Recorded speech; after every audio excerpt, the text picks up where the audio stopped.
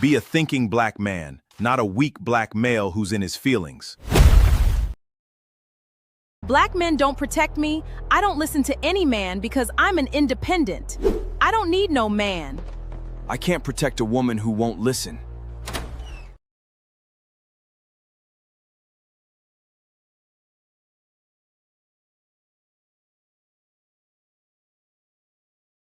I choose the bear. You can never have me. You can always call 1-800-CALL-A-BEAR. 1-800-CALL-A-BEAR. Hook up with your bear today. I will not be held responsible if that bear, well, you know.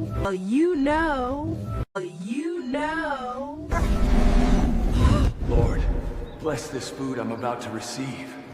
Amen. Amen. Amen. I choose the bear. He won't try to hurt me. Lord, bless this food I'm about to receive. Amen. Lord, what is in that hair? Oh my God. I choose the bear.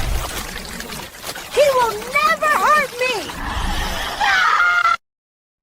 A few moments later. Hey, come get her. She did something to my baby daddy. What? I choose the bear. He will never hurt me.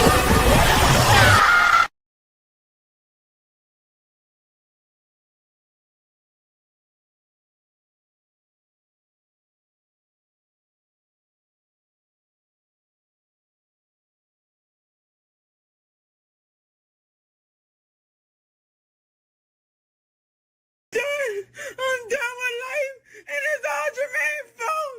It's always Jermaine's fault. I'm done.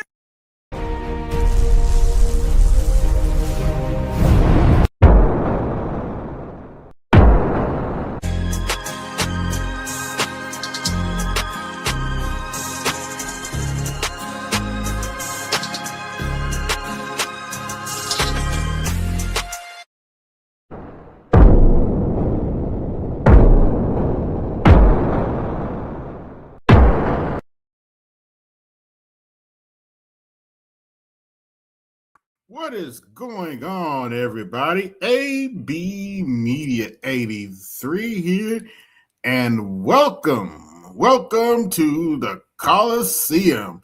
Hope everybody's doing all right tonight. Quick NBA update. The San Antonio Spurs are up by 11 in the fourth quarter with 4 minutes to go.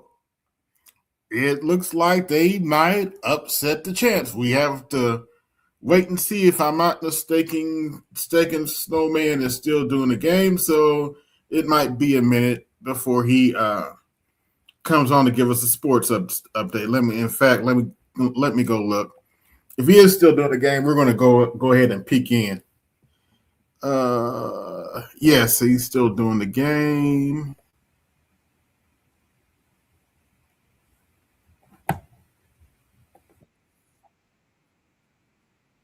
Let's see. I'm going to share my screen, and we're going to join here. Support the snowman.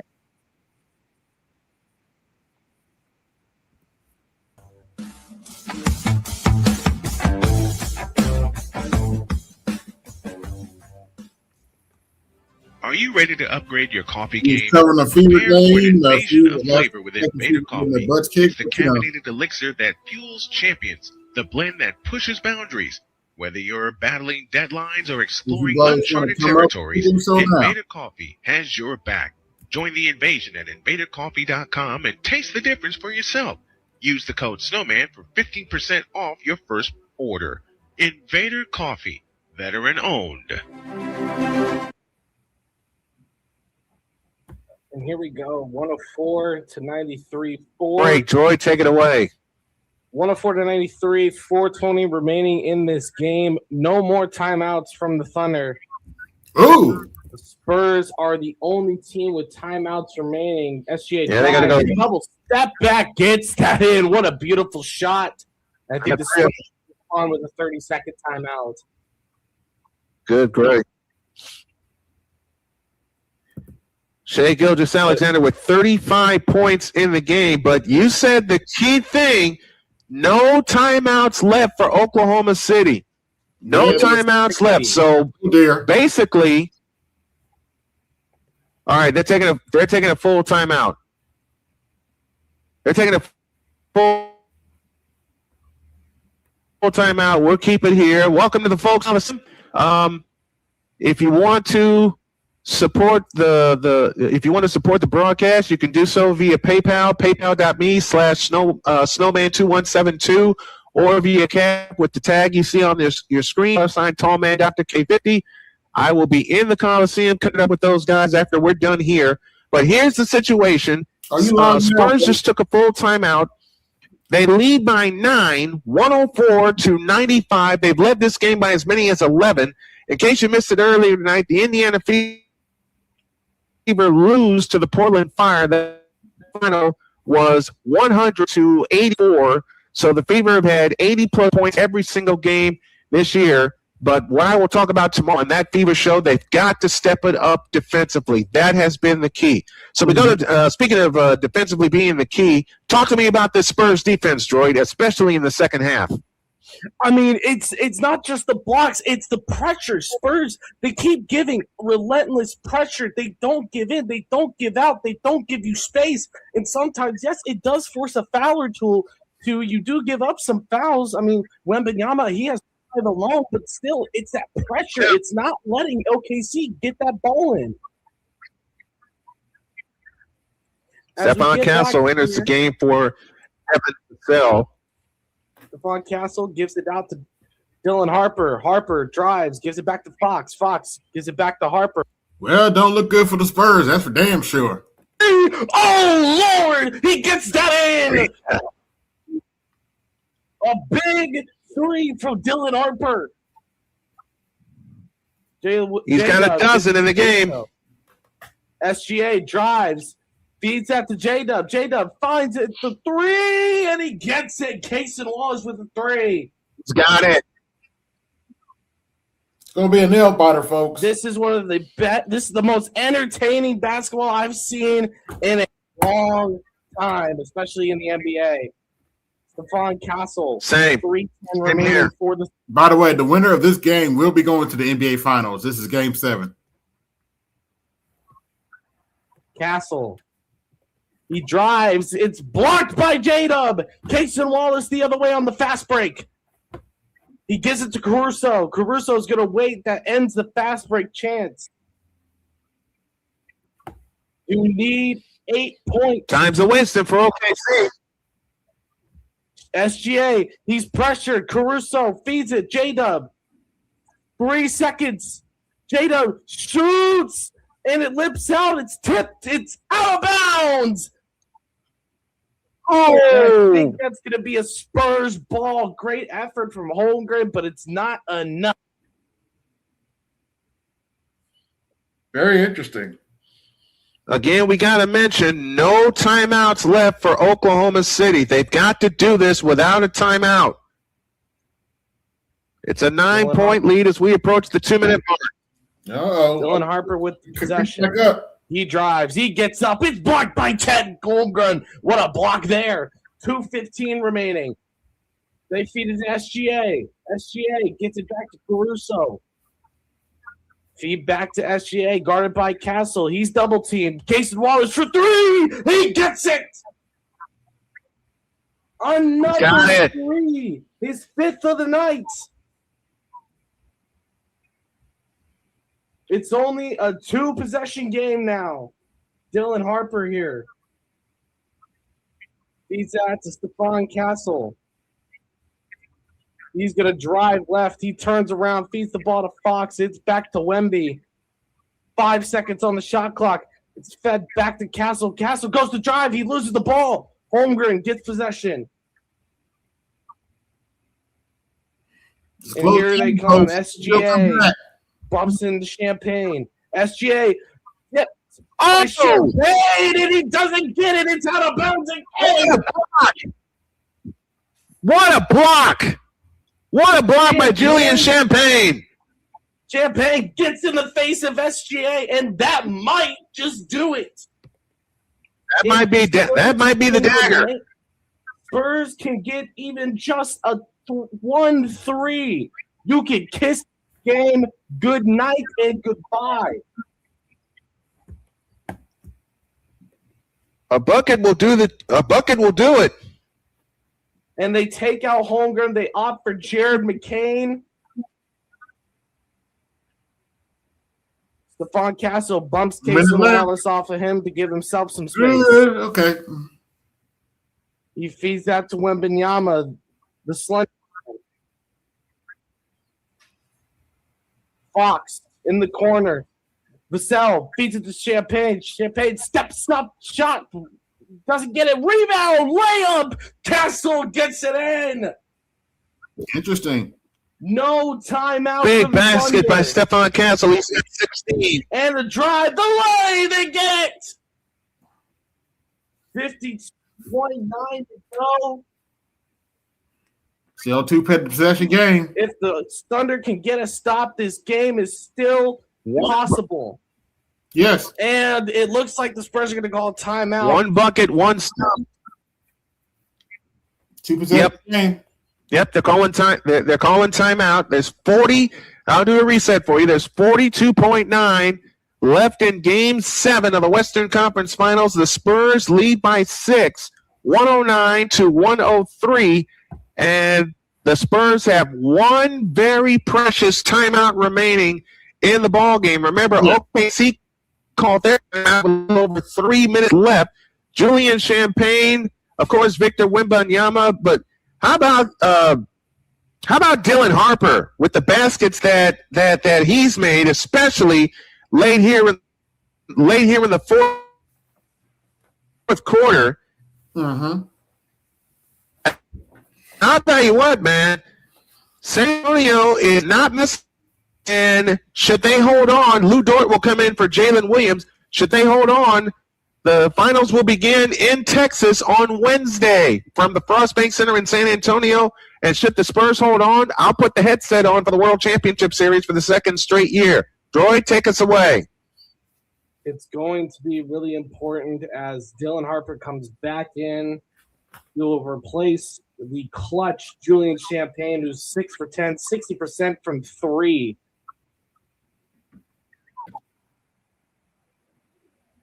There might not be enough time if they miss their possession. OKC can kiss it goodbye, even if it is. Oh yes. Even if it is a steal. You start fouling. Even just 1 brick could cost this game. And when Wembanyama tries to get it, it's taken away. Case remember, both teams. SGA is going to drive. He feeds it back out to Wallace. Casey Wallace goes to feed to Williams. The 3, and can't get it. Castle tries to get it. It goes back into possession of PC. 23 remaining. And there's a foul on the floor. Okay. It's against Fox. Remember, winner of the game goes to the finals. Was chaotic. Julian Champagne comes back in for this. Yeah, it was. Set them out. De'Aaron Fox gets a good foul. No bonus. No bonus. Oh, yeah. So SGA cannot shoot his iconic 3. If there is 1 miss, the OKC Thunder have to hit a 3 here to keep this game alive. 17 seconds. Wood Green. Caruso. Finds Jada, gets the ball back to himself. Stephon Castle, he shoots a 3! It goes up, and it's out of bounds! But it will stay in OKC possession. Got a nail biter. 17.1. They can still win this. It may be impossible, but here we go. When gotta get a 3 now. Together. Gotta get a 3 back-to-back now. Who will take the 3? Who will take the clutch? Ooh, oh, yeah, the game. Do you give it to SGA? Or give it to somebody like Jared McCain? He gets it to J-Dub. Feeds it up to Casey Wallace. Casey Wallace for deep! It won't go! It won't go! Spurs gets it out! Pass to Vassell, and it'll be a dagger! There's no shame! the Spurs are going to the World Championship. We will play the Knicks, and then we'll try to win, but they are your Western Conference champions. San Antonio Spurs are going to the finals. They have dethroned the Oklahoma City Thunder. Hell of a sports news to start out with. But you heard it there, folks. OKC has been dethroned, and the San Antonio Spurs will be going to the finals. We live in interesting times. The San Antonio Spurs, for the first time since 2014, are your Western Conference champions. They will host Game 1 of the NBA World Championship Wednesday night in San Antonio at the Frostbank Center. We will have it for you here on the Snowman Multimedia Sports Network. It'll be the second straight year that we will have covered the NBA World Championship. Of course, you remember last year with the Pacers and the Oklahoma City Thunder. But we always say, to be the champs, you must unseat the champs. Well, the champs have been unseated, and there is possibly a new dynasty coming your way right now in the San Antonio Spurs, who win Game 7 on the road. This is the first time, I want to say, since 1982 that a team has won both Game 1 and 7 on the road in the conference finals. That feat was performed by the Philadelphia 76ers, who beat the Boston Celtics in 7 games. They won Game 7 at the old Boston Garden. That final was 120-107. But tonight we have new Western Conference champions. They are the San Antonio Spurs. They beat the Oklahoma City Thunder, and we will have a new champion this year. Thank you, Joy, for all of your updates and your game call. We got to get on out of here for the night. So thanks to everybody in the Colosseum that tuned in. Your final score in Game 7 is the San Antonio Spurs 111 and the Oklahoma City Thunder 103. And from earlier tonight, it's the Portland Fire over the Indiana Fever. That final score was 100-84. Hope you enjoyed that game, as well as our bonus coverage and bonus announcer with Droid in the house with us tonight.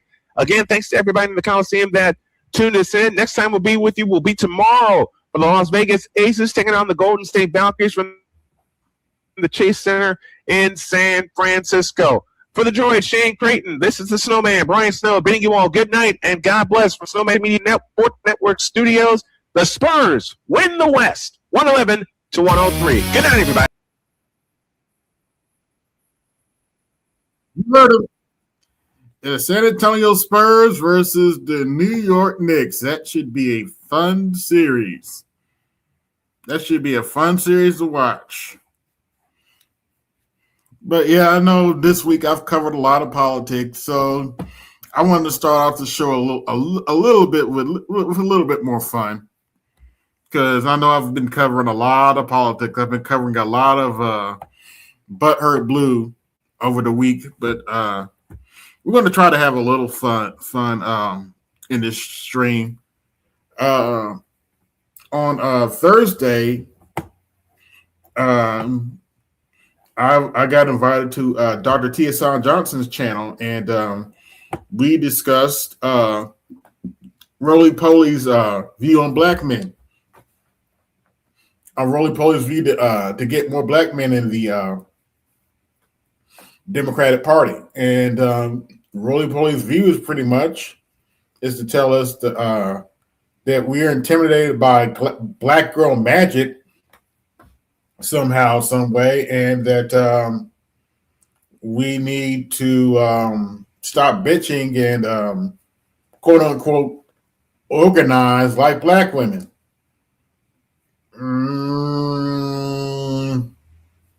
Is that why they're losing jobs? 500,000 jobs? Is that why they're losing houses, cars, and they're the most evicted right now? Is that what you call black girl magic? I'm just saying. Just saying. Is that what you call black girl magic? Something to think about. Something to think about. By the way, you saw one of my new videos. You're gonna see more of this. Be a thinking black man, not a weak black male who's in his feelings. In other words, don't be like this idiot. It's the butthurt blues. No matter who, it's the butthurt blues. No matter who, it's the butthurt blues. No matter who, it's the butthurt blues. No matter who, it's the butthurt blues. No matter who, it's the butthurt blues. Don't be butthurt. Be a thinking man. Be a thinking black man, not a weak black male who's in his feelings. Think about it. But we're supposed to be intimidated by heifers like this. Black men don't protect me. I don't listen to any man because I'm an independent. I don't need no man. I can't protect a woman who won't listen. Snow, we got the snowman in the building. First off of that live. What's going on, Brian? Can y'all hear me? Hold on. Yeah, you actually a little.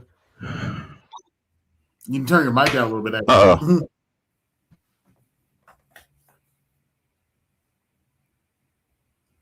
Yeah, snowman will be with us in a minute, but yeah. But that was a hell of a game. That's a hell of a game. OKC tried to come back, but it's too little, too late.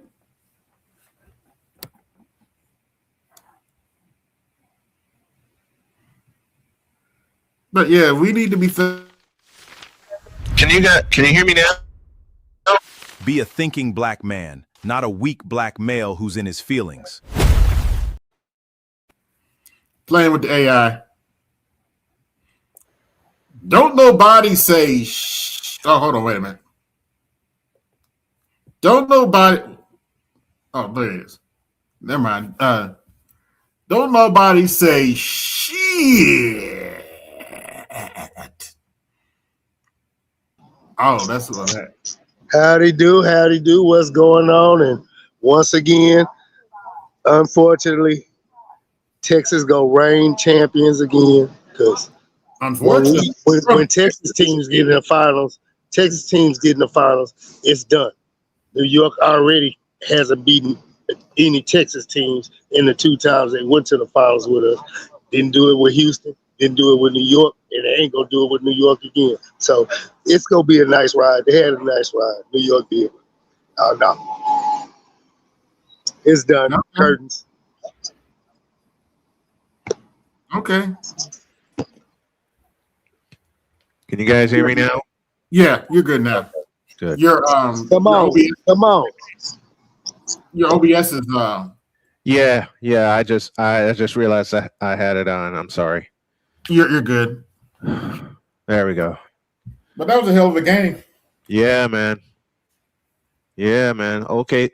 I knew going into the playoffs that if there was anyone that could beat OKC, it would be San Antonio.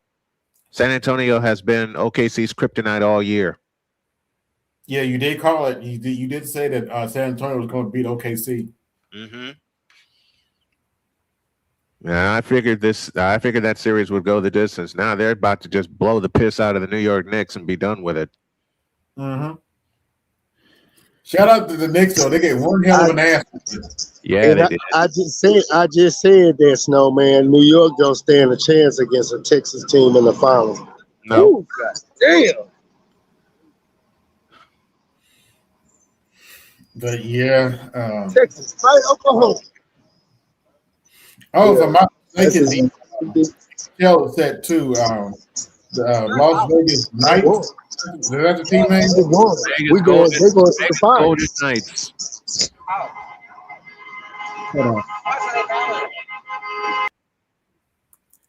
Vegas. It'll be the Vegas Golden Knights against the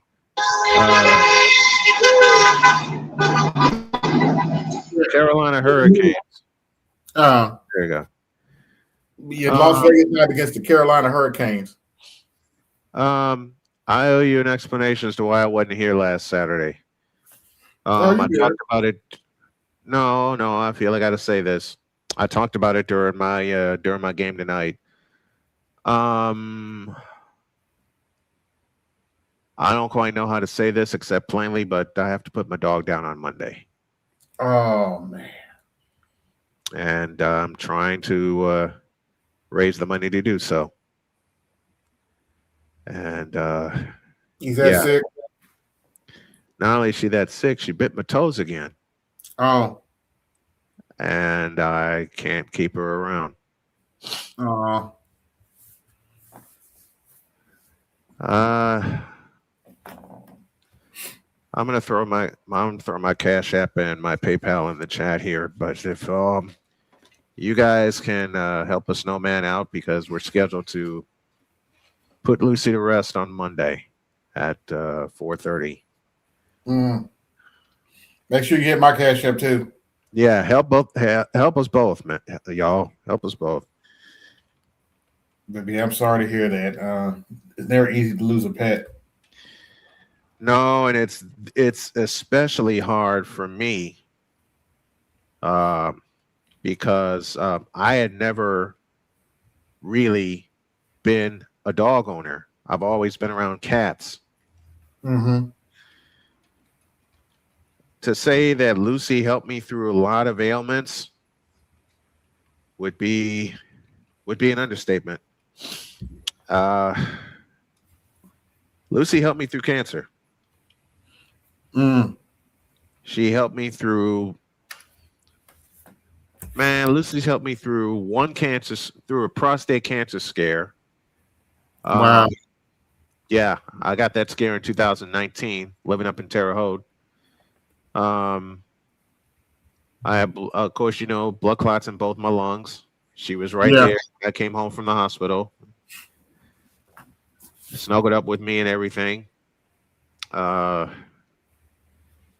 This happened a couple of years ago, and Jody said we needed to put her down, and I wasn't ready to let her go mentally or emotionally because Lucy's been with me through everything. Mm-hmm.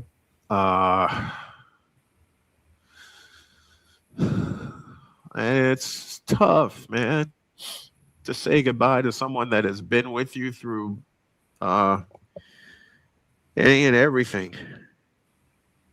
When I came home from cancer surgery after like 10 days in the hospital, she was right there. I climbed upstairs, I climbed in bed, and she was attached to me. And we are going with the theory that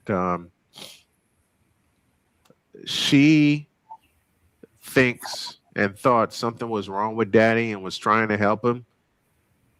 But yeah, I got to call the Jennings County Health Department because we were going to put her down last Tuesday. But because of the bite, there is a 10-day quarantine rule that we have to obey. And today is the 10th day. And they're not open tomorrow, so we scheduled it for Monday. I originally said to push it out to next Tuesday, but then Jody brought up a great point that if I push it out to Tuesday, then I'd find another excuse to keep pushing it out. And I can't. Oh man. I can't. I've taken so many pictures of Lucy. Full disclosure, I never owned a pet, but my uncle had a dog and my cousin had a dog, and when they passed, it felt like losing a family member. Yeah. It literally felt and my cousin had it was a poodle. He was hyperbolic and annoying at first, but once you got used to him, that was my buddy. We would be over her house for Thanksgiving, and he'd be sitting there because he know I was gonna feed him. I'm like, here, boy. Oh yeah. That's the same with Lucy. I forget the mix of my uncle's dog, but that was my buddy. Yeah. In fact, last time I saw him, he was already sick, and they had him put up. So I went in the room where he's put up at, and I've stayed with my uncle, so he knows who I am. Yeah. And he started crying because he wanted to be out with everybody, but he looked at me crying. I was like, I know. Yeah, that was Lucy tonight, because I had my son over, I had my daughter-in-law, my grandkids, and my daughter Cheyenne was over. Yeah. No, we can't always, but I'll say this much: we can't always talk about white people being attached to their pets, because we lie if we say we're not attached to ours. That's just a lie. I know I'm attached to mine. We may not put them in sweaters and everything, but we're still attached to our pets. I'm so attached to mine. Although these new age chicks might I don't know, but anyway. Fuck them. Speaking of which, with the AI, oh good lord, I got so many doggy AIs now. It's not even. Oh no! I got so many doggy AIs now. It's hilarious. Yeah. I hate the fact that I'm going to lose Lucy, because when Jody and I met, Jody told me I had to pass the Lucy test. And I said, "Who's Lucy?" And Lucy comes flying out of the car, gave me a quick once over, hopped back in the car like she was giving me the passenger side seat. And Lucy has been with us through the length of our relationship. Jody had Lucy longer. She had Lucy well before she had me, before she and I got together. Oh wow. This is like the first. And like I said, I've been around nothing but cats, and I never felt any of those pets before. Not even my grandparents' dogs attach themselves to me. Lucy is the. I'm about to cry. Lucy is the first pet that attached herself to me. Mm-hmm. I miss my nephew's dog too, Lucky. Yeah. Whenever I came over my nephew's house, he's the one married to a white woman. Lucky would bring his toy to me and want to play with me. You see me and get his toy. So the third time I just grabbed like, come here, boy, come on, boy. Yep. There you go, good boy. Yep. I miss that dog. Yeah. I never got a chance to see her chickens. She raised chickens for a little while, but oh, nice. But he said, it's a lot of work. Mm-hmm. Got to be too much for her, but yeah, she raised chickens for a while. So yeah, introduced my nephew to sushis and stuff like that. They got 4 kids. I got to give him a call tomorrow. He's usually because he's a fireman. He's usually busy. Mm-hmm. So you know that is. I try to leave him alone, let him do his work, all that. Yeah.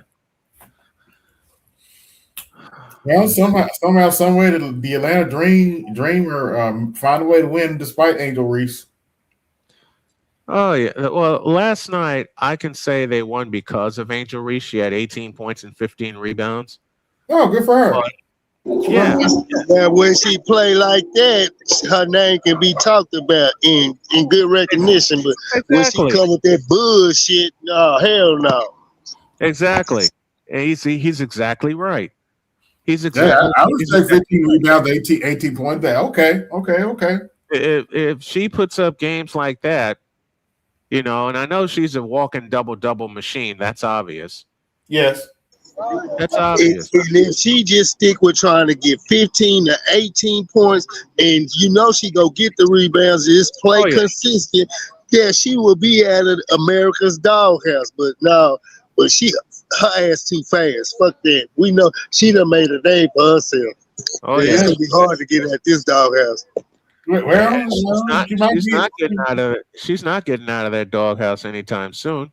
Well, she might be 3 or 4, but if she started playing, hey, good for her. But the first few games this year for Angel Reese, we saw why Chicago dumped her. Mm-hmm. We saw why. We saw why.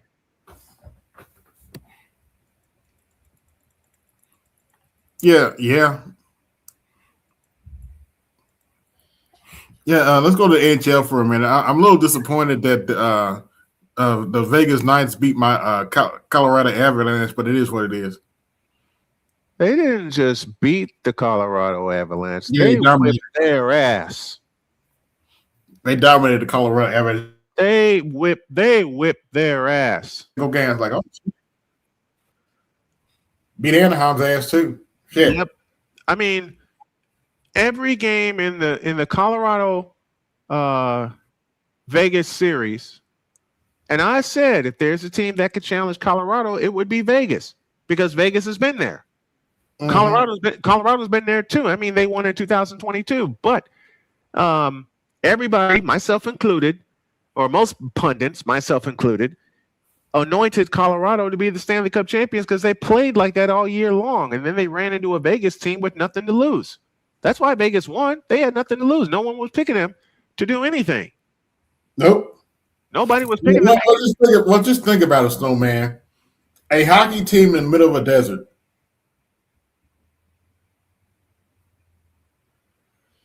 Nobody was picking Vegas to be in the finals. Nobody was picking Vegas to do anything. Mm-hmm. Nobody was picking Vegas to get by Anaheim, for God's sakes. And the last 3 games, they stomped a mud hole in their ass. Mm-hmm. They get to Colorado in the Campbell Conference Finals, and they stomped a mud hole in their ass. Except for Game 4, every one of those games was decided by at least 2 goals. Every single one. Yeah. They beat him 4-2 in Game 1, 3-1 in Game 2, 5-3 in Game 3, and that was the telling game for me because Colorado led that bitch 3-0. Ooh. And they said, hold my beer. 5 straight goals. Damn. 5 straight goals, including 3-0 at the end of the first period. Mm. And I thought, okay, Colorado's going to shoot their way back into the series. Nope. Vegas put the kibosh on that in a hurry. 3 goals in the second period, including 2 power play goals. They get an empty netter in the third period to make it 5-3, and that's your final. So I'm going to be covering 2 championship series this week. Oh, they scored when they pulled the goalie, huh? Shit. Yep. Late in the game. Oh, yes, I know the hockey rules very well. 2 power play, that means somebody was in the penalty box. Yep.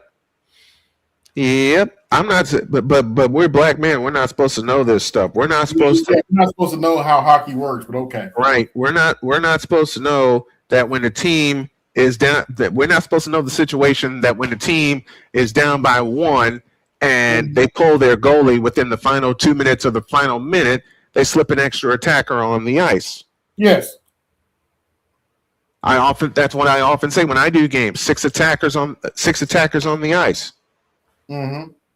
And if you mess up, you're going to let up an empty net goal. And Colorado messed up. But see, Colorado pulled their goalie too early.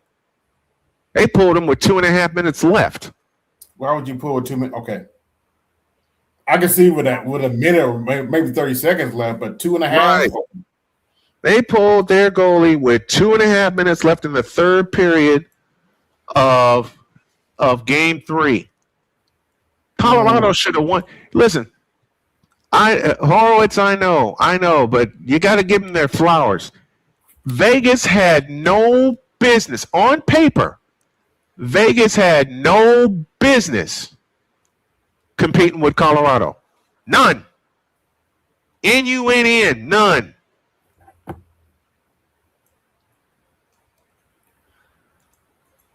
It's going to be interesting to see what they do with the Carolina Hurricanes. They better come out smoking. Mm-hmm. Formerly the Hartford Whalers.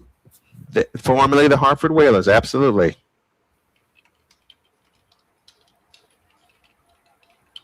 But you know, I'm a black man. I'm not supposed to know nothing about hockey, right? Dude, we're not supposed to know anything about two sports that we both love: hockey and baseball. You know, if they keep playing around, I'm gonna start looking into soccer too. I got nephews that play soccer now, so I may as well. Man, I'm not supposed to know anything about soccer, but I got into indoor soccer way back in the 80s in Chicago with the Chicago Sting when they used to play at the old Chicago Stadium. Okay. And they had a fellow by the name of Karl-Heinz Granitza who was their leader. Right? And one of the greatest indoor soccer players that I ever watched play is a fellow named Steve Jungle, who played for the San Diego Sockers in the old MISL until that league eventually folded in 1992. And the reason they folded in 1992, and I'm not supposed to know this either, is because San Diego kept kicking everybody's ass. San Diego kept kicking everybody's ass.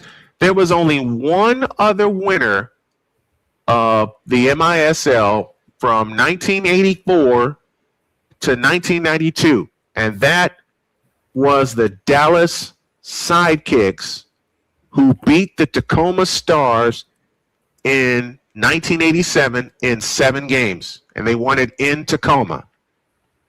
Mm-hmm. And Dallas had a player by the name of Tattoo, spelled T-A-T-U, who was their big star. Wow. But yeah, that was the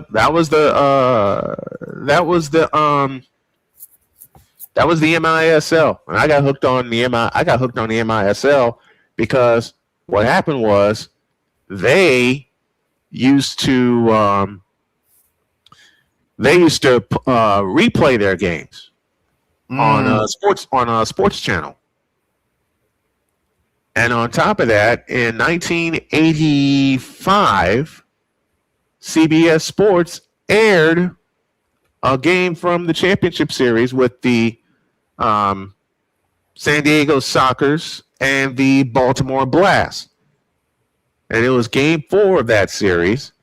And Steve Jungle and the San Diego Sockers kicked their ass 14-2 on CBS. And that was live. Wow. I remember watching it. There was so much hype around the Baltimore Blast because they made it to the championship series, and they stole one in San Diego. They stole a game in San Diego, and then Steve Jungle and the Soccer says, "Oh yeah, hold this," and smack their ass on national television.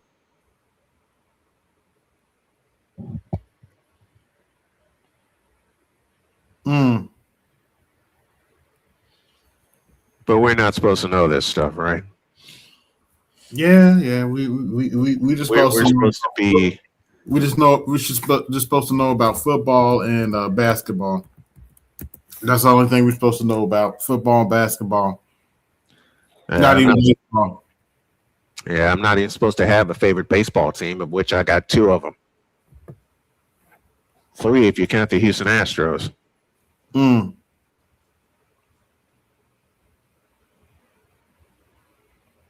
But my first ever favorite baseball team was the St. Louis Cardinals.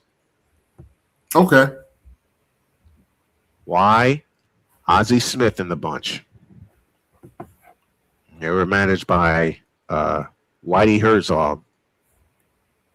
And then, being from the south side of Chicago, 83, I became a Sox fan. And I've been a Sox fan forever.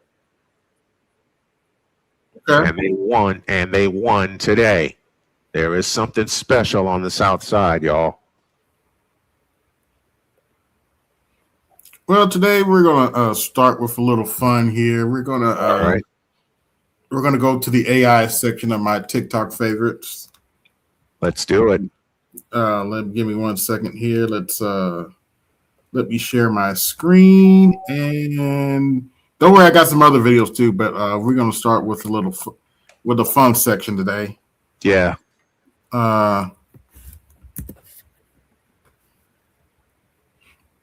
Oh, this is hilarious. Batman, I'm tired of this. It's your turn. Barry, don't. No, he roasts us every day. Let's see how he likes it. Go ahead. Oh, dear. I'll wait. You dress like a bat. That's weird, Bruce. I dress like fear. You dress like a traffic cone. Who's weirder? God damn. Well, you have no powers. You're just a guy. A guy who beats people with powers daily, including you, twice last week in training. Your parents are dead. So is your mom. Difference is, I moved on. You broke reality crying about it. Oh, shit. That is true. He talked about the flashpoint. He did. That is so fucked up. At least I have friends. You have coworkers who tolerate you. I have employees who fear me. Fear lasts longer. Barry, stop. You're embarrassing yourself. You've never been in a real relationship. Oh, this one is killed. I've dated Catwoman, Talia al Ghul, and Wonder Woman. In this room alone, that's more than you. God damn. Oh, damn. We agreed not to bring that up. You've dated Iris once, and she left because you kept disappearing, literally, into timelines. Damn! Your butler is your only family. Alfred chose me. Your dad's in prison. He didn't choose that, but you chose to fail him. Every appeal, every verdict. God damn! I can't do this. No, you can't. That's why you run, Barry. From fights, from feelings, from everything you can't outrun. Bruce, he's had enough. When I've had enough, I'll stop. Barry started this. I'm finishing it. That's leadership. God damn! I'm sorry I said anything. You should be, but I respect the attempt. That took courage. Stupid courage, but courage. Damn! Don't do it again. Next time I won't stop at words. He turned a roast battle into a public execution. Batman, Yeah, that's pretty brutal. What's on there?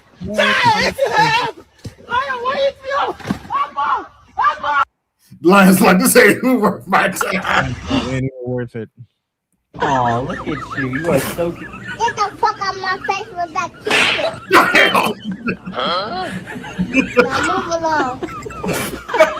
Oh, look at you. You are so cute. Get the fuck out of my face with that kid. Huh? Damn. Babies be like that sometimes. Like, get out of my face. Yeah, they do.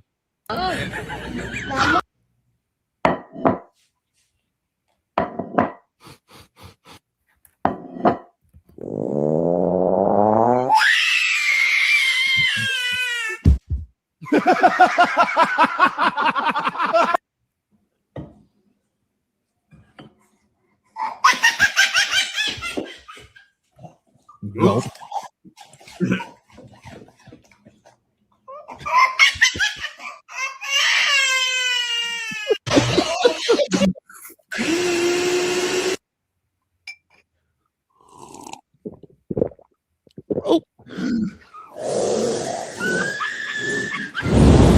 Oh, You will address me as Dr. Cheyenne Bryant. I have 10 law degrees, 15 bachelors, and $5.55 left on my food stamp card. Pretty much. You will address me as Dr. Cheyenne Bryant. Bitch, you ain't no motherfucking doctor. Objection, Your Honor. This bitch is lying. You will address me as Dr. Cheyenne Bryant. You know, Reptile doesn't have the element of surprise, and Brock Lesnar is fighting like he fought the nerds in high school. Remember Reptile, no mercy. Just like E. Honda at the buffet. Rest in peace to Terry Tagawa. Yes. Brock Lesnar picks up Reptile like a ragdoll. But this AI is getting insane. I guess they don't teach ninjas wrestling. Now Reptile is tanking Brock Lesnar's elbows and punches with his stupid face. Reptile, you bum! I'm not taking your soul! I'm sending you to Detroit! No, not Detroit! Please, not Detroit! America, bruh! We can't lose! Guile. Yeah.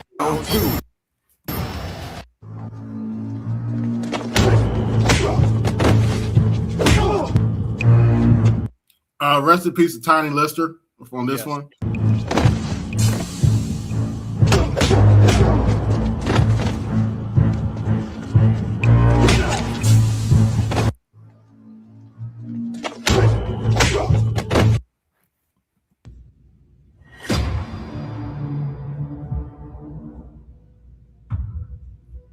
Yeah, this is the Boys series. This is what happened in the comics, actually.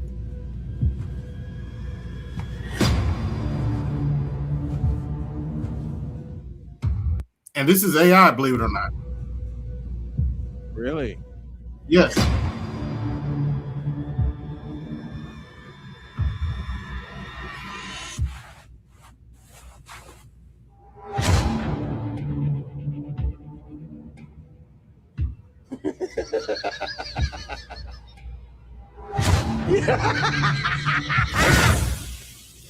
Oops.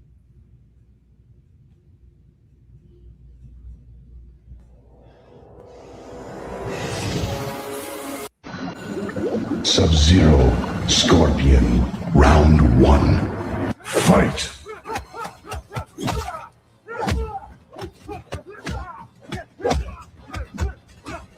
Don't make me laugh.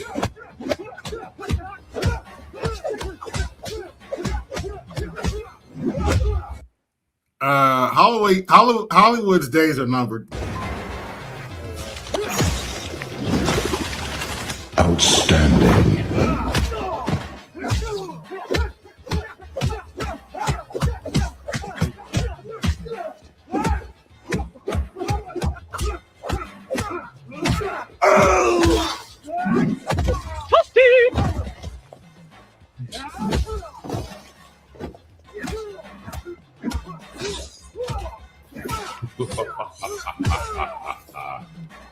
That's MOT saying Toasty. Excellent. Prepare to die. Finish it.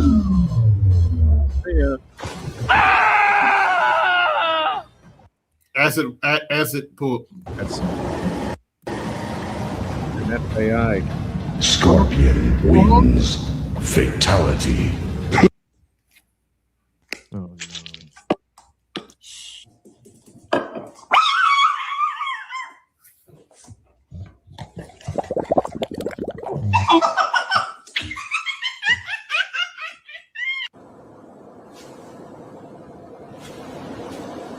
Watch this.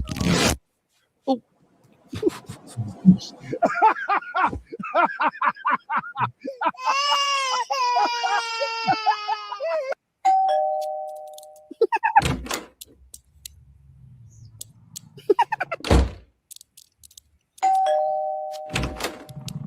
Ooh. Damn! Right in the trash can. Right in the trash.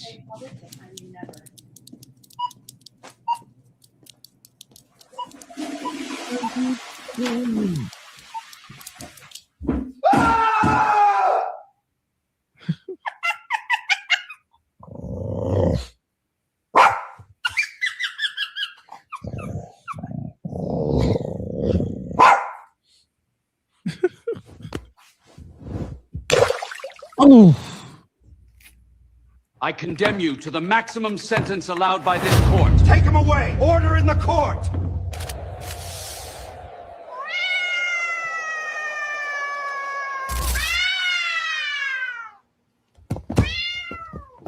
Wait for it.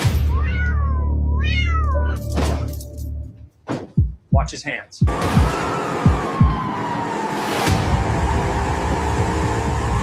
Yes, Fast and Furious kitties.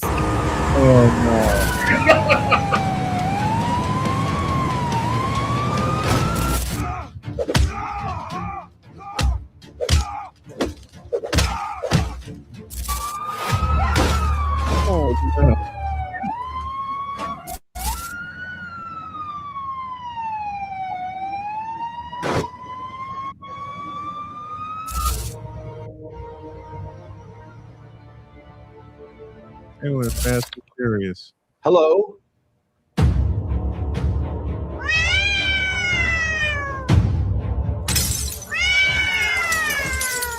I condemn you to the maximum. Clean dishes, now! Hurry up, table 7 is waiting. Faster! Oh my God! You're fired. Clean dishes.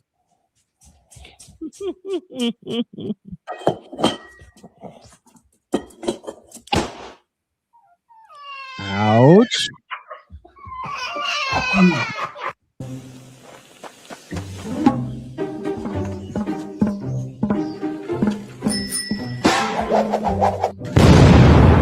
Ouch.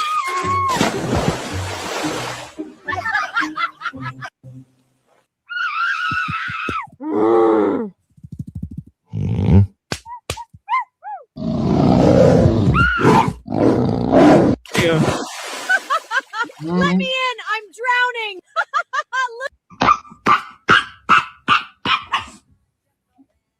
Oops. Whoops.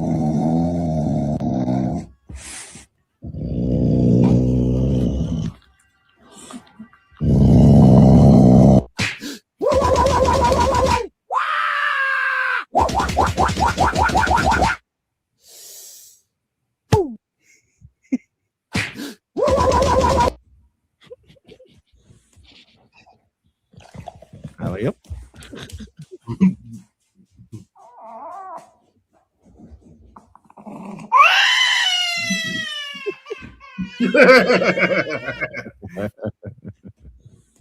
He is dreaming about it, and he's like, "Yeah, yep."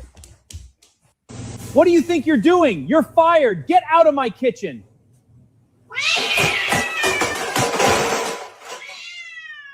Don't ever ask that. What do you think you're doing? You're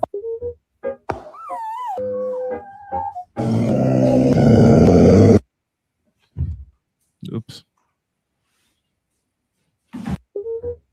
Hey, what are you doing? Stop dancing and get back to work. We have orders waiting. Move faster. This is not a dance floor. Put those lettuce leaves down. Ah! Oh! Home run. Hey, what are you doing? Stop. Where is me gold? You will stop this Oh wait! Oh, this is hilarious. Wait now. No. Leprechaun.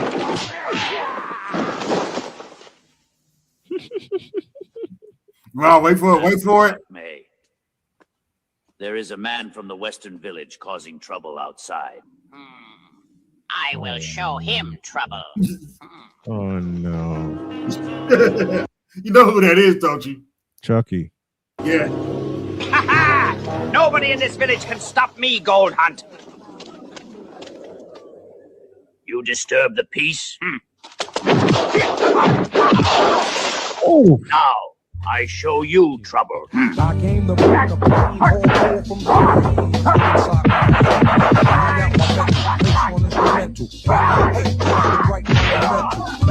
I'm not the king. You big tiny beard man. Stop. If this shit, I'm telling you now, Snowman. If they can put all this shit in the local marble, Hollywood's days are numbered. Hollywood is dead. Well, yeah, Hollywood's dead now. Me gold. Your spirit is weak.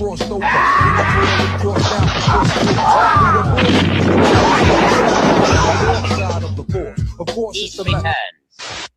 Where is? What do you think you're doing? We're in the middle of a rush.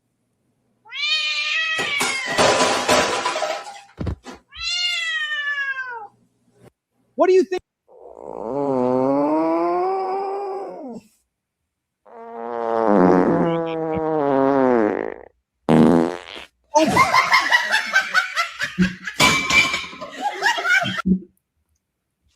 Do you think think you will get my vote based solely on the fact that I am black and my ancestors was tricked and bamboozled? Young man, this is bigger than just you. Our ancestors' sacrifices mean we must vote. That's right. Listen to them. Translation: your ancestors died for you to kiss the Democrat Party's ass. My ancestors was not privy to the knowledge I know now.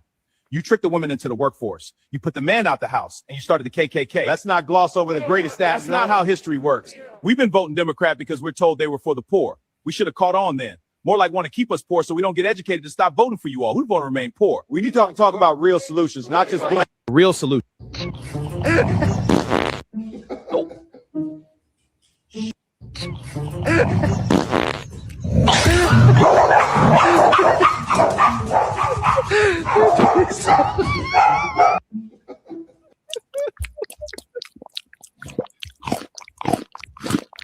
There.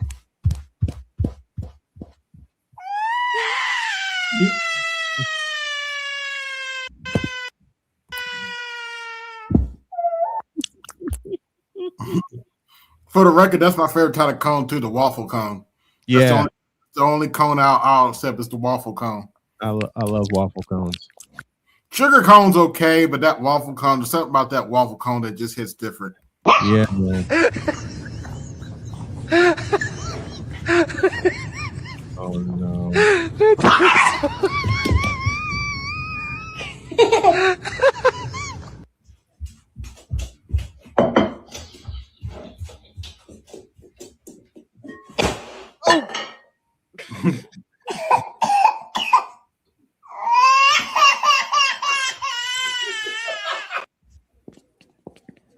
Oh no.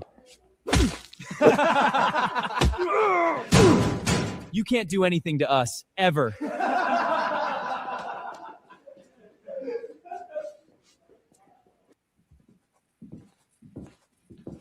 Oh dear. They are just bullies. Ignore them. But I have done nothing to them. I know the Huskies have been bullying you. That ends now. Oh, You are not going to run from them anymore. You are going to learn to stand up. You are going to learn to stand up for yourself. That's what Dad taught me. Again, harder.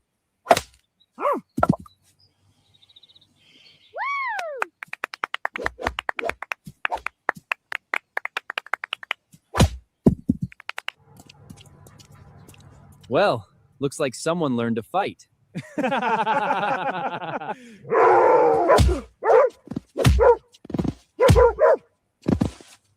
Damn. Damn.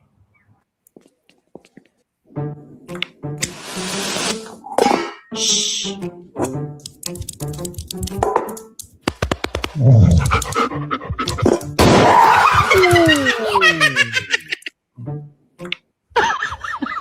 Don't eat it. I'll be right back. Watch the right way to do it.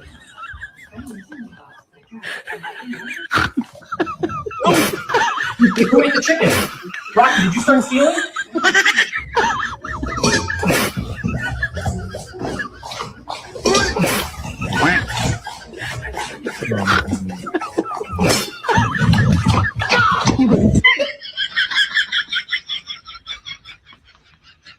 See ya.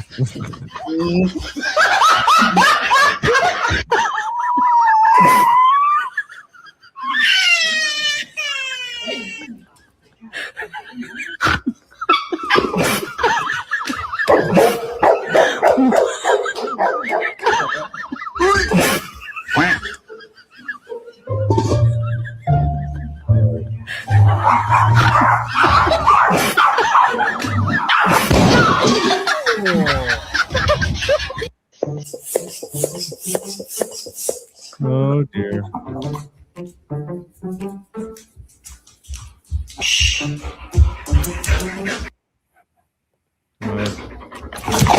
Okay, that's enough of the AI. Let's go to some old-fashioned black female fuckery. Oh boy. And there's plenty of it. Wait. I gotta do a disclaimer really quick. Mm-hmm. And I gotta find the right sound. This is us having fun because in reality, when it comes to this kind of fuckery, I ain't got no time for this bullshit. Pretty much. Let's be honest. Some of y'all are here for the black female fuckery, so I may as well. why not? So after doing the research, right, I have come to the conclusion that men do not like women, right? They don't like women, and this is all historically back. Oh, whoa, good whoa, for you. whoa. Time. Come here. Chris.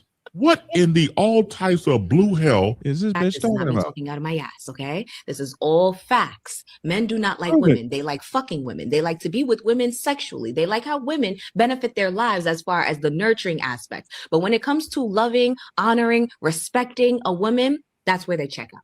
Yes, Time. this is a generalization. Time. Yeah. Listen, you stupid bitch. I've been happily married for 7 years. I've been happily with Jody for 8 years. Cite your sources, please. Well, no,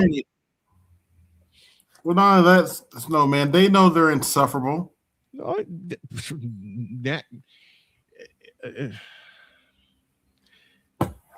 Here's what you gonna love me for this. Mm-hmm. Playoffs? Don't talk about it. Playoffs? You kidding me? Playoffs?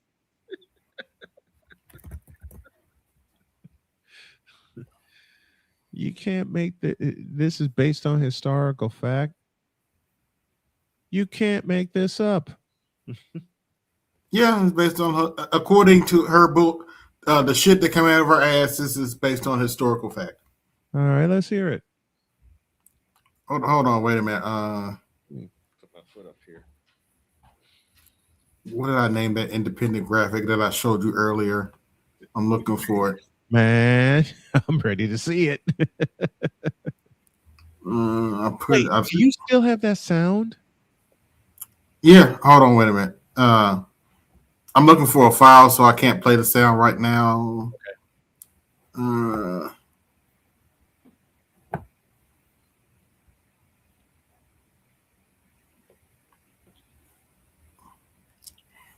Screw it, I'll find it later. But here you go. You looking for this sound? I'm independent.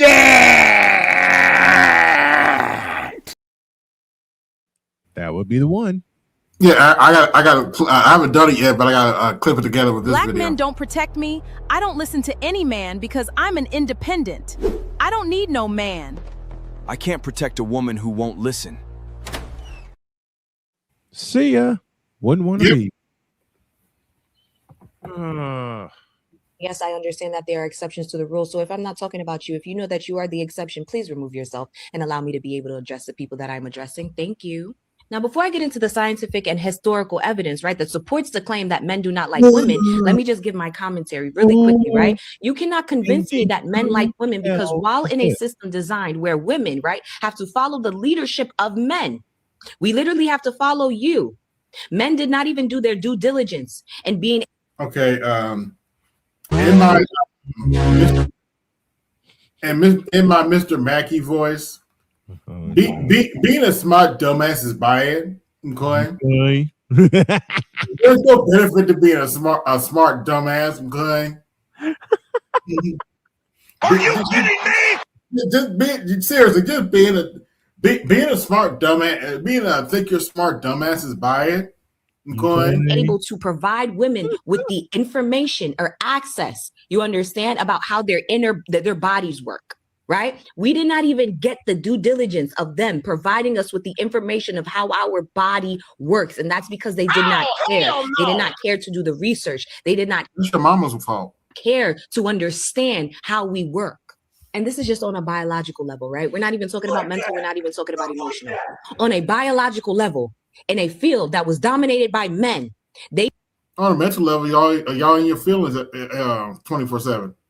What's so hard about figuring that out? Oops. didn't even do their due diligence and being able to do the research. In the immortal words of the master teacher, I am too old for this bullshit. hold the studies, conduct the studies to be able to figure out the inner workings, the basic inner. And I actually think it's a really good thing that the birth rates are declining, because that means women are now being so selective of who they procreate with. Yeah. And I'm like, go for this bull. clock it, okay? Yes. Okay, bless your heart, sweetheart. Not everybody deserves to be the father of our children, okay? Be so. Not everybody deserves to be the mother of our children either, sweetheart. You didn't stop to think about that, did you? Bless your heart. Bless your heart, young lady. Wait. Time. How do you often put it? Baby.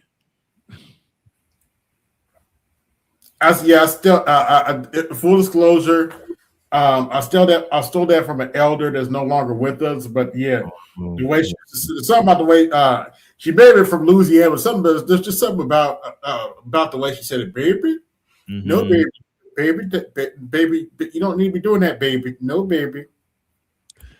Yeah. And it means like we're also prioritizing our own selves. You know what I mean? No, you're not. We're being more No, careful. you're not. Wait. I think this sound applies. Huh? Mm-hmm. Two, we're The most highly educated. They try to tell us going to college. We're starting businesses. We're evolving in successful businesses. Wait. careers. And then we're like, okay, when we're starting businesses, but what they don't tell you is they're often businesses that don't benefit the Black community. And well, they claim they benefit Black women, but they don't really benefit them either. Can we have 30 seconds, please? Sure.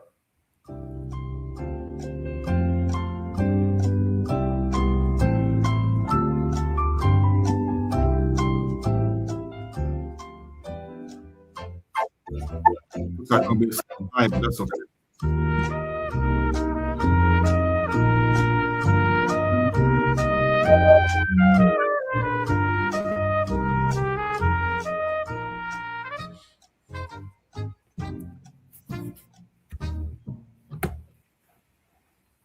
Yeah.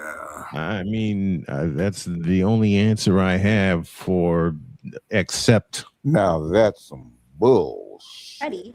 That's when we'll become mothers. We're focusing more on our quality of life and becoming whole people. And No, you're if not. we make more people, then I think overall our Some of the most miserable heifers I've ever seen in life are the ones that were independent in their and didn't have children to their 30s, and now they're the most miserable heifers running around on the earth. Yep.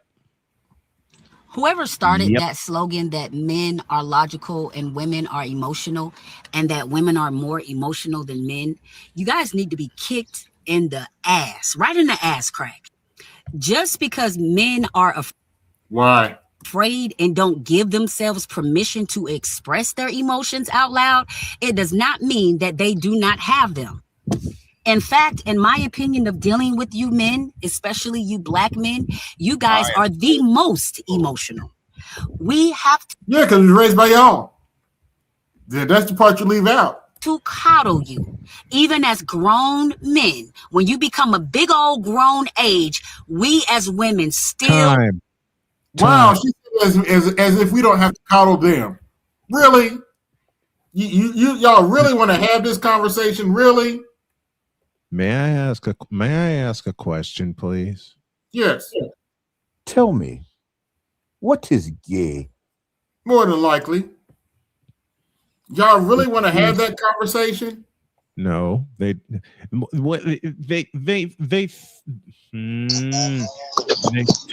want to. What's the conversation that they don't want to have? What is it? I'm curious. Well, just listen. Have to coddle you. If we raise our voice, you feel offended. You feel disrespected. And last time I checked, feelings are emotions. And you niggas are emotional. Okay, but when we even attempt to raise our voice at you, what do y'all do? Y'all go cry in the corner somewhere. They do the same thing. Yes. They do the same thing. Whoever started that slogan. I need the women to recognize, and I need y'all to recognize quickly, that the men who pander 24/7 to women, especially on this app, are a lot of times just as violent and misogynistic as red pill men. Duh. We've been telling y'all that. But in certain aspects, they're actually more dangerous because they're not open and honest about it. At least with an out in the open, honest, red pill, full-fledged misogynist, you know who they are, you can identify them quickly, you can avoid And most of those guys they're talking about are red pill rage, but anyway. them at all costs. But when it comes to the panderers, I pledge allegiance to myself to never fuck with a broke nigga. And if I do, I'm always be a weak ass. Okay, AL, this is your territory. You want to take one for the team?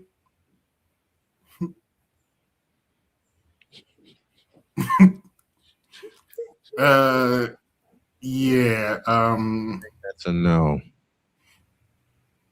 Yeah, it's sweetheart. Baby, no, baby.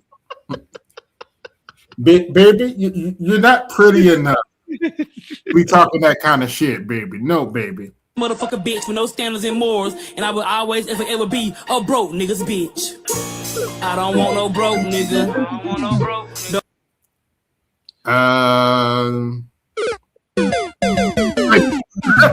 That's the exact sound. Actually, you need to play the full game of do. I think. Where you at? That's just a whole game over. That's not even losing a life. That sound effect was just losing a life. Then you need the whole other one. Oh, you're looking for this one? Yes. That's actually the remix. That's not the original, but that's the lost. That's the Lost Levels one. Yeah, that's the Lost Level. That's the one I have right now. I don't have the. Oh, you know what? Speaking of game over, I got a present for you.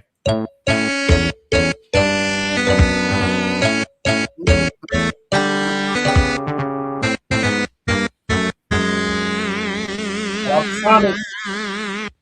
You can't go wrong with Sonic. And you can't go wrong with a little bit. Have you found your wife yet? Yes. Wait. Back up. Time. Back up. Back the bloody fuck up. I want to hear this from the beginning. I'll take this. It's been 4 years. Have you found your wife yet? Yes. Yeah, your first bond yet? Yes. When's the baby shower? When's the wedding? June 25th, 2019. Wait, you're still on here and you cheering on niggas like Clay Thompson for cheating on Meg Thee Stallion? She cheated on him first. You dumbass. Hold on, wait. I think I still have that graphic. Hold on. She talking about hold on, wait a minute. Yes, I do. She's talking about this Megan Thee Stallion. Uh-huh. Girl, I just cheated with my man's boyfriend again. And she did it before. Look where all the men are going. Where they're supposed to go. Out the door. Out the door. That's the Megan Thee Stallion you trying to big up, really? Really? See you later! Oh, that's the one. That's the graphic I was looking for. Insufferable by default. And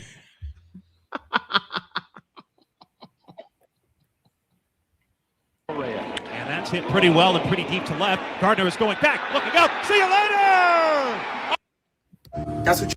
What happened to men just shutting the fuck up and going to work every time?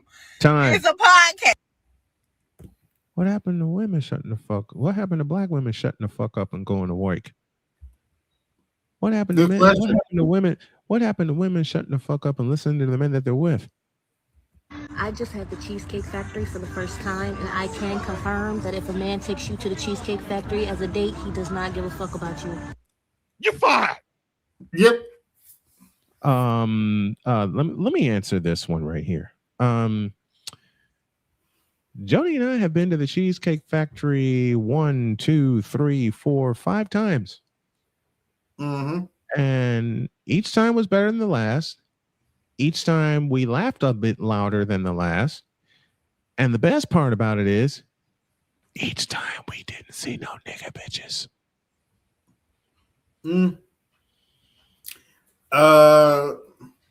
I know I'm about to hurt a lot of black women's feelings. Say it anyway. When I say this, but in fact, no, I'm gonna be extra petty with this one. Hold on, just a second. Go with it. I know I'm gonna hurt a lot of black women's feelings when I say this. I don't care, but oh yeah, hold on. They don't understand how petty. I'm being extra petty with this one. Give me 1 second here. Okay, there we go. Oh, I ain't done yet either. Yes, there we go. There we go. Cheesecake Factory should not be on the first date. Let me say that again for the niggas didn't hear me in the back. The Cheesecake Factory should not be on the first date. Cheesecake Factory is reserved for wedding proposals, a dinner with the fiance, with the wife, on special occasions, not every week, and anniversaries. You took the one I wanted. Anniversaries. Cheesecake Factory should never be a normal date. If there are any ladies in the watching and you're upset about what I'm saying, well, I don't care, and go kick rocks. There you go. And yes, I just got a fresh cut, so sue me. Beautiful. I love it. I absolutely love it. But on the other hand, you Negroes can never. But on the other hand, you Negroes can never said I never got on camera either. So there you go. Oh, they're constantly challenging you. You know what? Yeah, people like I've never gotten on camera. People like you management pros don't ever get on camera. Be careful what you ask for. You just might get it one day. You know what? I'm going to piggyback on this, and I'm going to say something I often say on the morning show. Give me this camera. So she seems to think that a man doesn't give a fuck about his woman if he takes her to the cheese factory. Yes. Hold on a second. Just a minute. Let me think. So her theory is that men don't give a flying fuck about their women. Yeah, pretty much. They take them to the cheese cake factory. Tell me who this is. I believe I got to zoom out just a little bit, but if I'm not mistaken, that is Jody. That is Jody. And who is Jody to me? Your wife. As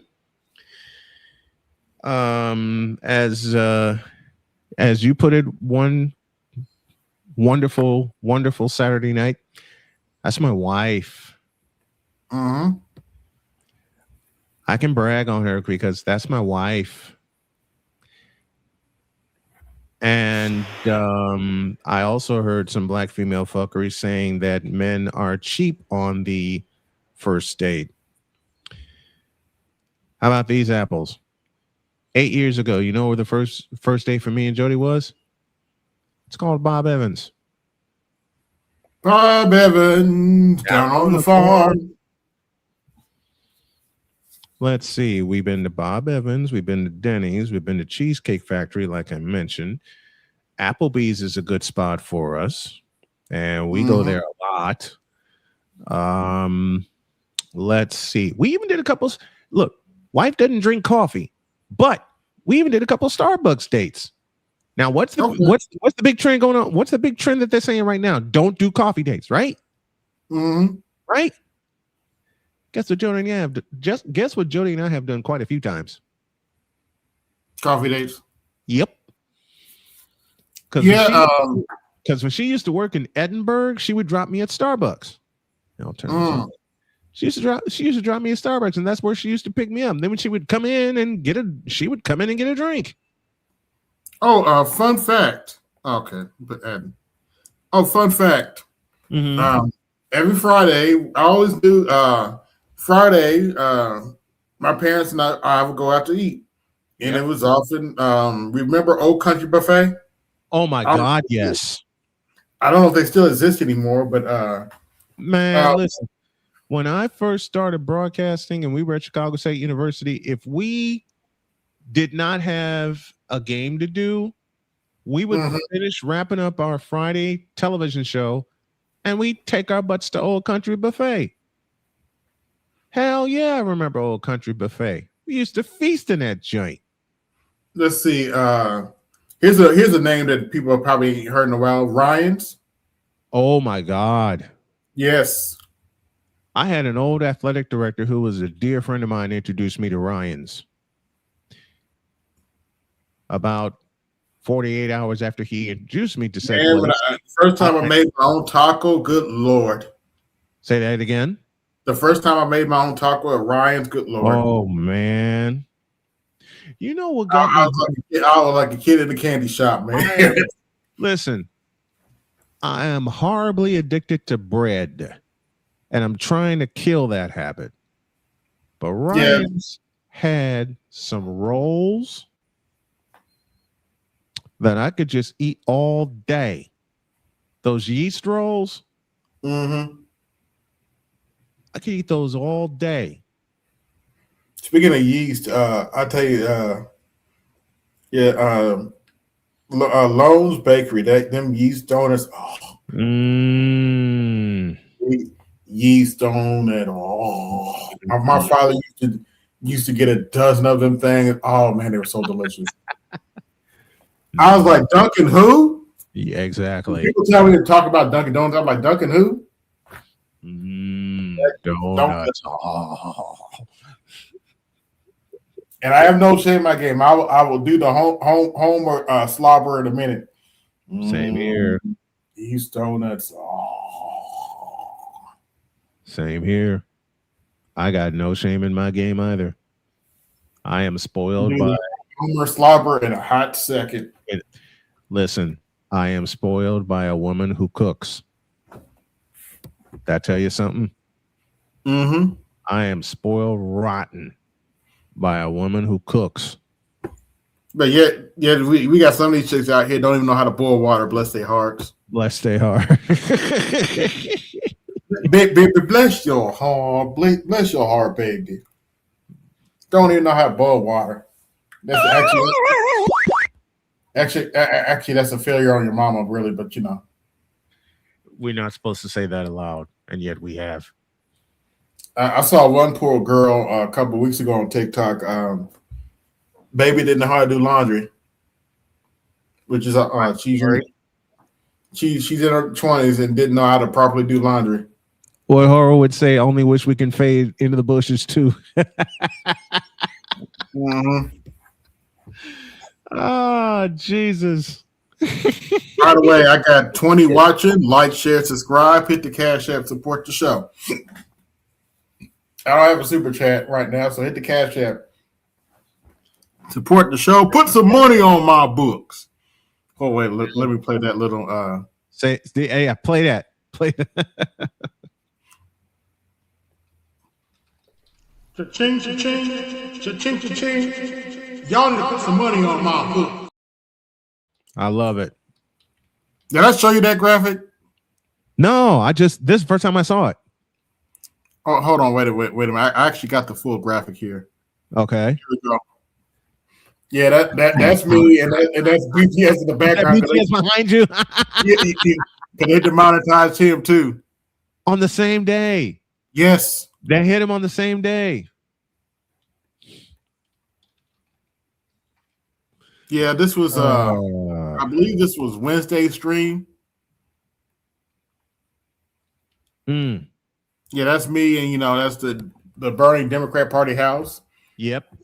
And I had an elder try to yell at me on Facebook talking about, that's not an accurate depiction of Dr. King. I'm like, really? Shit. And I reminded him, he also said, that wasn't what Dr. King meant. He was talking about Democrats.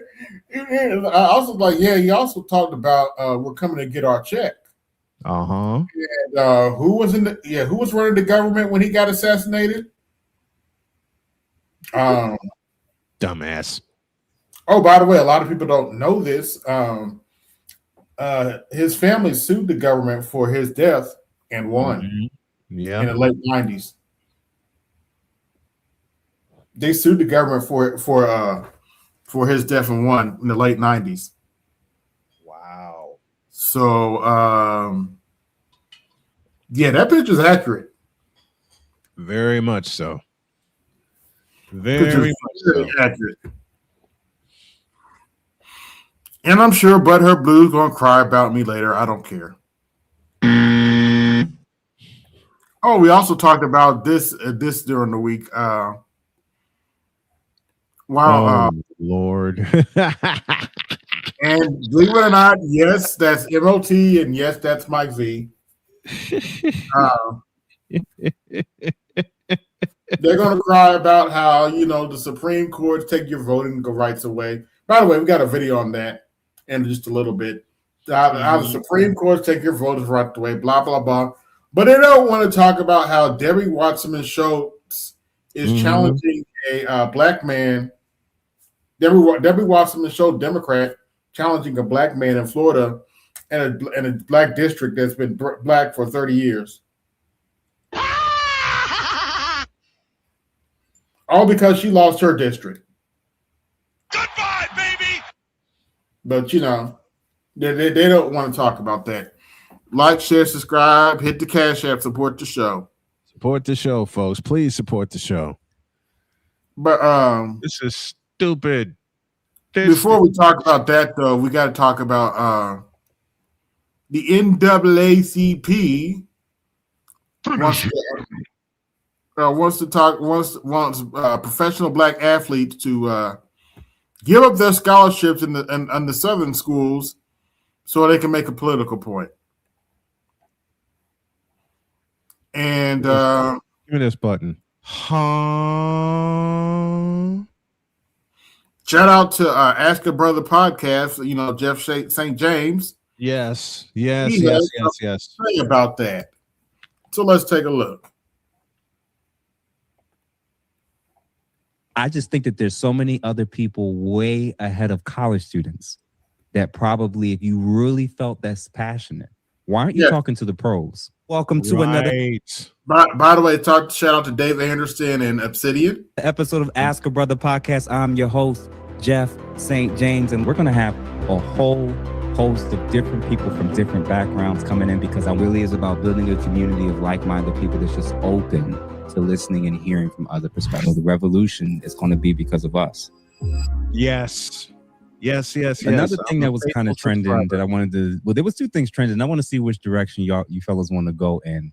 NAACP calling for these black athletes to boycott schools in various states in the South that's kind of related to this Republican redistricting strategy because they feel like it's taking away votes or black prom. It ain't gonna happen. Which I want to engage in terms of just the theatrics, the different opinions on both sides. I vote NAACP, but that's just me. So we can go there. That'd be a learning moment. Okay. Cool. Go ahead, spearhead it, Dave. Listen, man. Basically what has happened because of gerrymandering, and I need to be very clear for those of you who do not have political acumen or are new to the political analysis space. Gerrymandering basically happens when they're trying to draw congressional districts in order to have seats, right? So for example, in Louisiana, it's shaped like a boot if you haven't actually seen the state in and of itself. So from the top of the state all the way down, 300 some odd miles and all the way back up, they have drawn a district that is majority black. In Tennessee, they've had districts that have nothing to do with how black people get down. So Jeff's problems in Jersey are not the same problems I have in Philly, are not the same problems with whatever shithole Mumia lives in. But if you all put us together in one district and then say it's racism when both parties do the same thing when they have the ball, it's BS. So now you've got Timu Obama, aka Hakeem Jeffries of the Congressional Black Caucus, saying that along with the NAACP, Roland Martin, D.L. Hughley, Ricky Smiley, all the typical Democratic. Nothing against brother Dave Anderson. Timu Obama's too nice for Hakeem Jeffries. He's more like 50 Cent's Obama. Timu Obama's too nice of a term. Panderers in the Negro community. Yeah, he's more like 50 Cent's Obama. Community saying we want athletes who for the first time are getting name, image, and likeness deals up to like $8 million before they take a snap or shoot a free throw. To walk away from schools in these particular states, so it's like Louisiana, Texas, Tennessee, Alabama, so on and so forth, right? As some type of way to somehow get the gerrymandered districts back, because people in South Carolina, like Jim Clyburn, is about to lose his seat. What's her name? Jasmine Crockett lost her seat. There's a bunch of stuff, and they're talking about this. Al Green lost his seat. Yes, they're taking away black voting rights. Your voting right is just fine, but when you look at the law, you cannot draw a district based on race. You can do it on socioeconomic status. You can do it on a myriad of things, but you cannot do it on race. Period. Point blank. Unfortunately, that is like Thanos. It's a double-edged sword, because if you can't do it for all white district, you can't do it for all black district. But then they'll say that you lost your voting rights. And if you lost your voting rights, then why do they keep telling you to go vote? And if it was that crucial and that critical, why is it that these same people like Hakeem Jeffries are also saying we don't want immigration, customs, and enforcement anywhere near polling places when illegal immigrants should not have the right to vote in this country? So they're playing with your emotion, because you don't hear them telling these kids any other time, go to HBCUs and other places, and they want these kids to sacrifice using and invoking my mother's generation, the civil rights generation, and saying, oh, you know, young people were out there sacrificing this, that, and the third. Young people didn't get life-changing money just by signing to a college in 1958. Miss me with that. Also, neither Roland Martin, D.L. Hughley, the NAACP, the Congressional Black Caucus, none of these individuals said, if you decide to stand in solidarity symbolically, we will make sure, not only we will make sure that you have your food, your room, your board, your tuition covered, we will make sure you can go to another university that's not in these states and still get the same type of situation, because they can't guarantee that. So all these people who are telling these kids, most likely who are in a bad socioeconomic place, to sacrifice, are all worth millions. Yes. Google it if you got nothing better to do. And that's the gag. There is no, ooh, the orange man and we've got to fight Trump. You're not giving anything tangible to these kids and telling them that they have to sacrifice while you're old, you're fat. And Roland Martin, let's face it, he is not going to sacrifice a Golden Corral, Burger King, Papa John's, Pizza Hut, Wendy's, Whataburger, Miss Winners, Raising Cane's, Old Country Buffet. So why we just talked about these that. kids have to sacrifice? Yes, exactly. So basically, what you're saying, they're trying to get these kids to walk away from these colleges. Yes. Yep. When the colleges ain't got nothing to do with it.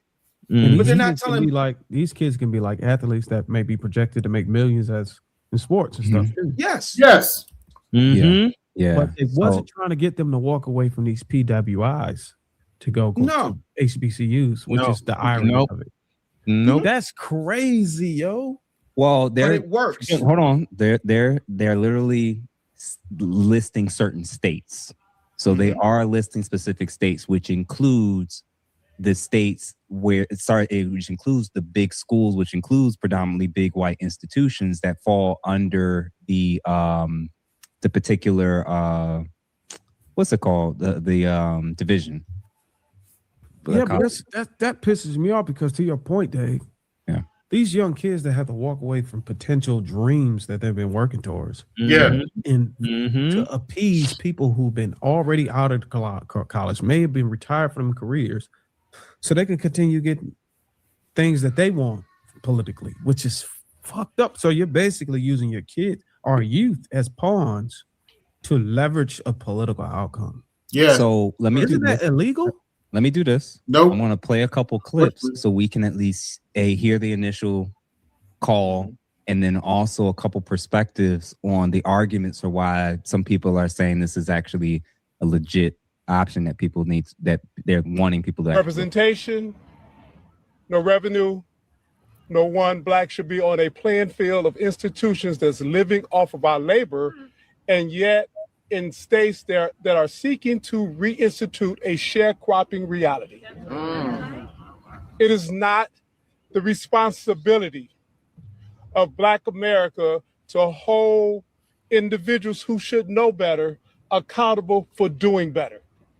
As soon as the United States Congress stand united to ensure our Constitution represent all of us, we will be a better nation as a result. NAACP this morning, in solidarity with the CBC, we are calling on athletes who are coming out of high school not to attend any state-funded schools of states that have moved to minimize our right to vote, to minimize our ability to... Here we go. The NAACP's Out of Bounds initiative is crazy. Let me introduce you to Kylan Hill. This young man took a courageous stand that changed an entire state. This week, the NAACP asked student athletes to boycott schools in states across the South that are working to dilute Black political power through gerrymandering. The idea is that if you mess with these folks' money and the teams they love, they'll think twice about violating our communities. And predictably, some folks are acting like this plan is unrealistic, but history is on the NAACP side. The year was 2020, and Mississippi state flag still featured the Confederate stars and bars. That's crazy. People have been trying to get the flag changed for decades. But at the height of pressure, Kylan Hill, who I want has impact on the state's decision to asking you to be a desegregate the voices of Black community reasonable. For telling you we are distant athletes, some has people like Southern that people think is we believe that this is wrong, that this is targeting Black people. Here's an example of an athlete, high profile athlete that potentially had some influence in changing or getting a flag, quote unquote, removed. What y'all think? I think it's just, well, the flag thing, I get it, but I still think it's some BS. Because if you think that the racism is, or the systemic oppression is embedded in the color or the pattern of the flag, and simply changing it is going to change the systemic issues that still are prevalent, then I think what Black people are asking, hey, look, we know you're racist, just hide the imagery from us. And if that's what your trigger is, I get it. But that's not going to get rid of the issue. No, I think we need to strategically package a boycott that can actually target the systemic issues instead of the imagery, and then deal with the imagery afterwards. We have a good argument to rid the imagery that's traced or related to the racial issues when we target the underlying issues. So that's just my take on that particular part. But using our young athletes that have dreams and skills to be able to become millionaires, to use them as pawns or tools to fight off whatever voter right oppression or whatever, I think that's a bad tactic, personally, in my opinion. What's going on, John?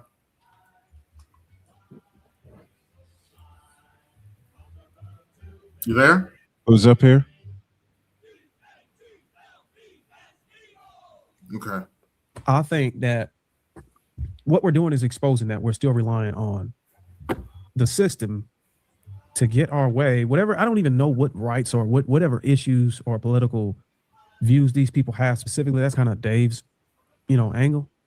But I think the NCAA should target.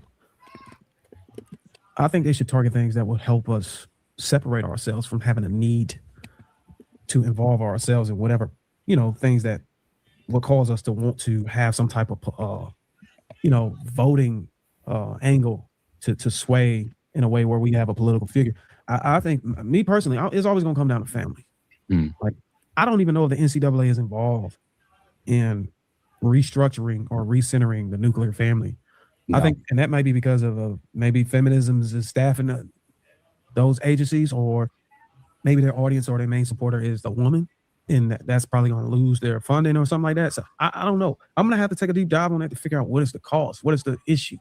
But I'll yield on that. I'm gonna say initially, when it comes to redistricting, gerrymandering, they've kind of already hit the nail on the head. Both sides do it, and it's seen as acceptable when you can disenfranchise or stack the odds in your favor politically when you're basing it on politics. Oh, this district tends to vote 80% of the time in this direction. Let's kind of siphon off some of their voters to kind of assume them in another group, so those votes won't count or really matter. But when you discriminate, when you disenfranchise on the basis of politics, political affiliation, based on what the maps are saying, and then it's being marketed to black people that they're doing it because they're black. I'm looking at it through the lens of it ends up in the same result anyway.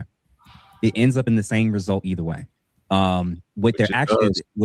saying is it's actually not about where we're trying to take away the value of black people's votes. No, you're trying to take away the value of Democrat voters who just happen to vote in a particular block. When Democrats are in office and they've done the same exact thing in various different areas around the country, they were literally doing the same thing, but it wouldn't be marketed as they're trying to take away votes from white people. We're trying to stack the odds in our favor so that we can win more elections. And both sides do this, and we have a system that allows it. So this is just marketing 101 to, in my mind, get black people kind of riled up over something that both sides tends to do. And then the secondary issue, and Darwin, you kind of alluded to it, is you're asking student athletes, many of which are coming from impoverished backgrounds, who may have not even been able to vote 4 years ago, to now risk. Can you hear me now, John? Yeah, I'm back. My signal's just messed up. I'm at work. Okay. Scholarships, abilities to, because remember, there's a limited amount of teams to play for. There's a limited amount of starting spots to begin with. And now they're going to do something that can upend their ability. I just think that there's so many other people way ahead of college students that probably, if you really felt that's passionate, why aren't you talking to the pros? Why aren't you telling the pros that play in those states who have the millions in their bank already? Why aren't you telling them to boycott playing in these playoffs? Why aren't you telling them to not? That would be a big. Why are you starting with impressionable college students that probably weren't even voting 4 years ago? Right. Why are you telling them to risk everything? Well, professional athletes that's making millions of dollars, have endorsement deals and all sorts of stuff. You're ho-hum about that. So you're not calling them to stop. You're not telling them to do this. You're telling college students, and this is the worst part. Telling our babies to do it. Bro, I'm at a place when it comes to this social media stuff and all this. They keep challenging and wanting people to stand on things and saying, why don't you do this? Why don't you talk about this topic? Why don't you stand on this? But they don't support you when you do. They don't pay your bills. They don't pay you when you lose the scholarship.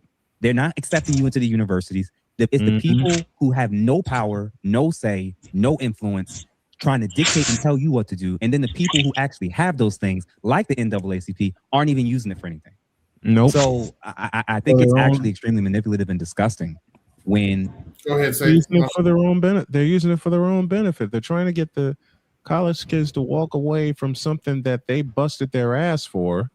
Yes. For a cause they know nothing about. And it's nothing against the kids. The kids are like-minded in wanting to go to school and play. And also with NIL in place, they can make a shit ton of money. Yes. And what are the Democrats doing? They're coming after them. They're coming after him. And Jeff, bless your heart, said the correct word. It's disgusting. Yes, it is very disgusting. It's disgusting. They're coming after the kids. You know why they won't come after you know why they won't come after the professional athletes? I'll tell you why. This is this shit has been going on since the first time I started watching NBA pro basketball and NFL pro football in the 1980s, because the pro athletes who are represented by different agencies will collectively give them the finger. Period. They'll collectively give them the finger and tell them to kick rocks. Yes. If you think you can mess with the kids' money, what the hell? If you try to mess with the kids' money and they tell you no, what the hell makes you think you can mess with the grown-ups' money and they not tell you no? Most vulnerable in our communities and trying to weaponize their emotions against them to use them for political means and ends. I'm like, y'all not even telling us collectively like where to go, what to do, what to aim for. You're just saying, hey, we don't like this law and what the Republicans are doing. and they're targeting black people. Listen, man, I promise you, they're probably not looking at the regions where there's areas where black people live and they vote more conservative. Hey, speaking of which, AB, this is probably Yeah, go ahead. did they ever address your video about what's her name, Debbie? Nope. Of course not. Democrats, typical leftists. Oh, I got another video about that a little bit later too. Party. That's what I'm calling. You know, the organization ain't gonna do shit for those athletes when they get falsely accused. Of course. Those athletes, those pro athletes that they want to come fight their political wars. When those kids get on in front of court case from Lily said he did something, and he didn't do it, and they found out he was not guilty. Ain't nobody coming to get that kid, bail that kid out, get that kid a job, get that kid the resource that he potentially been, none of that stuff. Darwin, I'm gonna ask a question, and I'm gonna ask it to all y'all right here. And all these black athletes, student athletes that's listening, college athletes, I want to ask, especially males, I want to ask y'all a simple question. What has been the agenda for the NAACP and the Democrat Party for black men in this country over the last 40 years? Nothing. Nigga, they're owned by white folks. What's been the agenda for black? What agenda? There's never been an agenda for black men in this country for the last 40 years from the NAACP. Nothing. None. So since its inception. So what are we talking about here? We're talking about marketing, PR, and a bunch of septuagenarians running around here talking absolutely crazy. And here's the thing, Jeff. I'm trying really hard. Did the president get caught up in the scandal? What's her name? The dreadlocks? Mixed racial? Who was the president? Somebody need to meet up because I can hear everything you're doing. My bad. In the NCAAP, she got caught up in porn or something? Sex workers? I don't know. Yeah, bro. I don't think you be finding some stuff I don't know nothing about. So y'all don't know the one that got exposed for having the OnlyFans or something like that? Oh, you talking about Rachel Dolezal? Yeah. No, this is way higher than that. She's like a chapter president. It's a chapter. We talking about the national. Yeah. No, man. Like you got. And quite as a kid, Rachel Dolezal actually did stuff for black boys, but nobody talks about that. And they don't want to either. And they picked her, to be honest, to be fair. They actually picked her. But go ahead, Dave. No, I got a lot to say on this, and I'm trying to keep it as brief as humanly possible. First, teenagers should not be paying for adults' political failures. The NAACP did not get its first black president until my mother was pregnant with me, and I'm almost 50. None of these schools drew the maps. So your offensive coordinator at Alabama didn't gerrymander the district, so it makes no sense. This is not 1963. Black athletes are not political props, especially when you're not there to make sure that black athletes are getting an education. You're not there when the NFL 4 years after, and this is according to the NFL Players Association, 4 years after the average athlete retires are broke. You're not there to help them then. Where y'all at then? Nowhere. The boycott hurts black athletes more than schools. If you think Alabama roll motherfucking tide is going to get hurt because one cornerback decides to say no, bless your heart and your Wi-Fi. Because now there's a spot available of athletes, and somebody's going to fill it. It's no different than the line of whores that signed up to run the credit card through their ass when Nelly did the tip show video. Like, what are we talking about? HBCUs need infrastructure. They do not need slogans. If you're telling athletes to choose HBCUs, but you're not funding them, you crazy. If you're not I ain't seen the Congressional Black Caucus or the NAACP investigate these schools in the way that a lot of them, not all, but a lot of them have mismanaged kids' scholarships, their grants, their student loans, their housing. Yes, sir. Pause. Jackson State, anybody? Oh, yeah. With Deion Sanders, yeah. Yep. Florida A&M. Actually, so man, you need to play that sound kit. How do you fuck that up? How do you fuck that up? I mean, Jackson State, anybody? North Carolina A&T, anybody? Florida A&M, who had a Hall of Fame coach by the name of Ed Reed, but then Ed Reed went down to Tallahassee, Florida to find out what the hell is going on. And he looked at everything that's going on, but then he saw the operation and thought, What is that? What the fuck is that? And here's the sound. I had to find the sound. Here's the sound you're looking for. How do you fuck that up? How do you fuck that up? Dear Florida A&M. How do you fuck that up? How do you fuck that up? Since you play that sound, I need to play this sound one more time. I know this is random, but I'm sorry. Did that sound need to be played for Disney's woke adaptation of Snow White? First, a moment of silence. Mm-hmm. And now to honor your request. How do you fuck that up? How do you fuck that up? All they had to do was tell the original story, and they could have made billions. That's all they had to do. All you had to do was tell the original Snow White story. That's all we wanted. But you had to fuck that up. I will couple it with this. Lowered expectation. I ain't done a lowered expectation video in a while. I'll come up with something. Kids just a couple of years ago on Howard's campus having a tent city because their dorms were flooded. Yep. Where were y'all then? And you're down the street.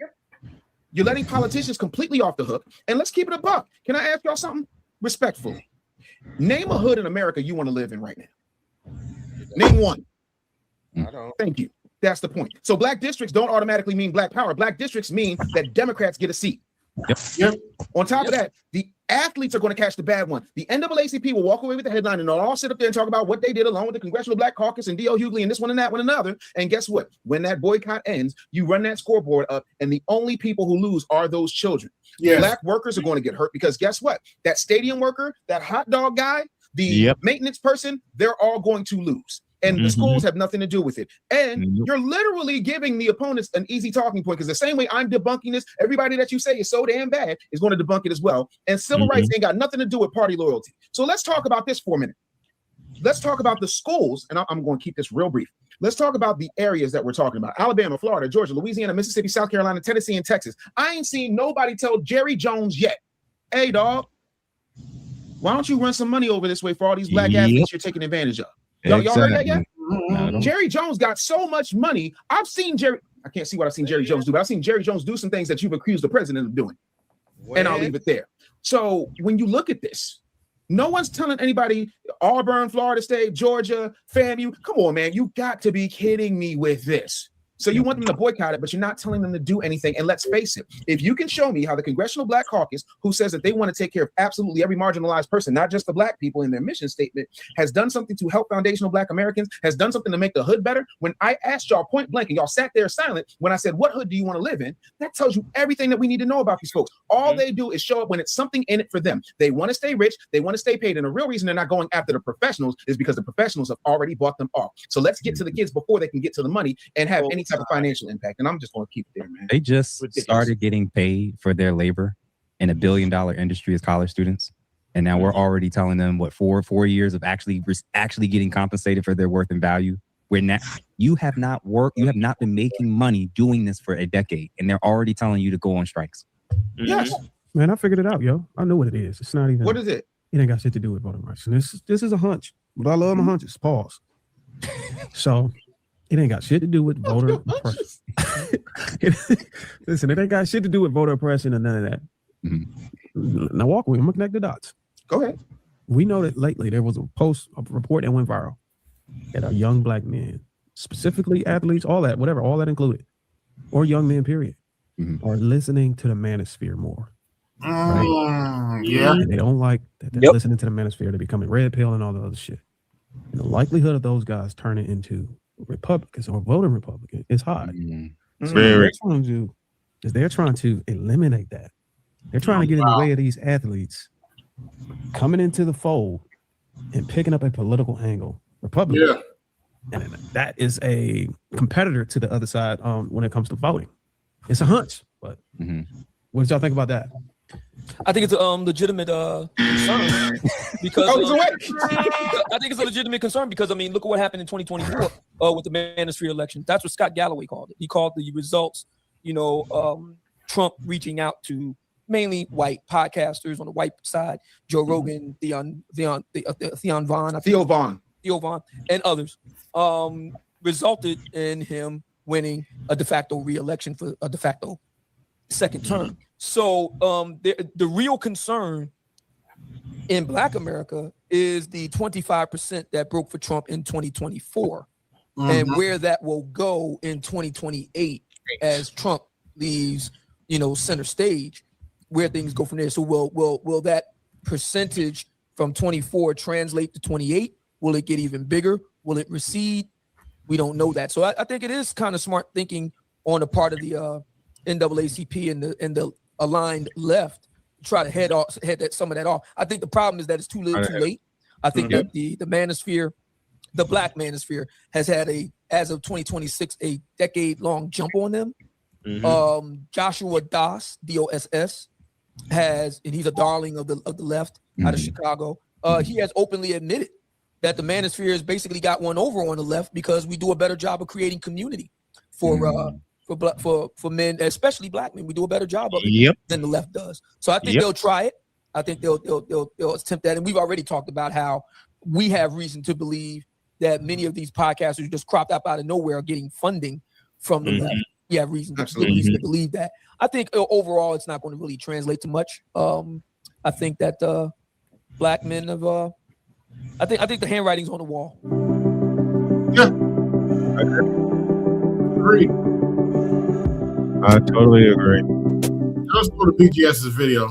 He gives a little bit more depth into this case on the Voting Rights Act. It's Virginia versus Cali. It has a really strange name, but let's take a listen. I can hear you breathing with your mic, so you might want to.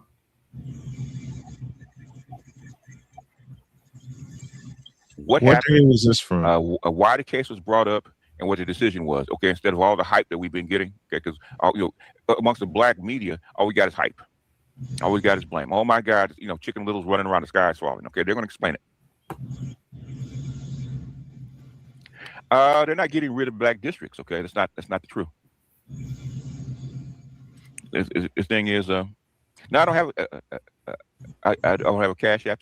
I do have PayPal. I don't know. Email me, Martin. Okay, email me.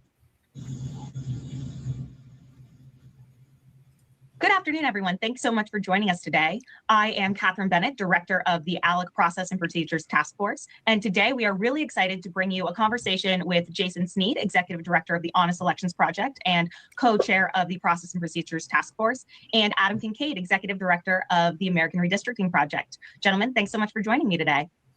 See, these people are actually experts. Okay, so basically, instead of the politicians and with the talking heads getting a hold of it, they're explaining it technically. In fact, there's a longer piece, but it's about an hour. It's kind of dry where they really go through it. Things I don't want to take you out to this. Okay.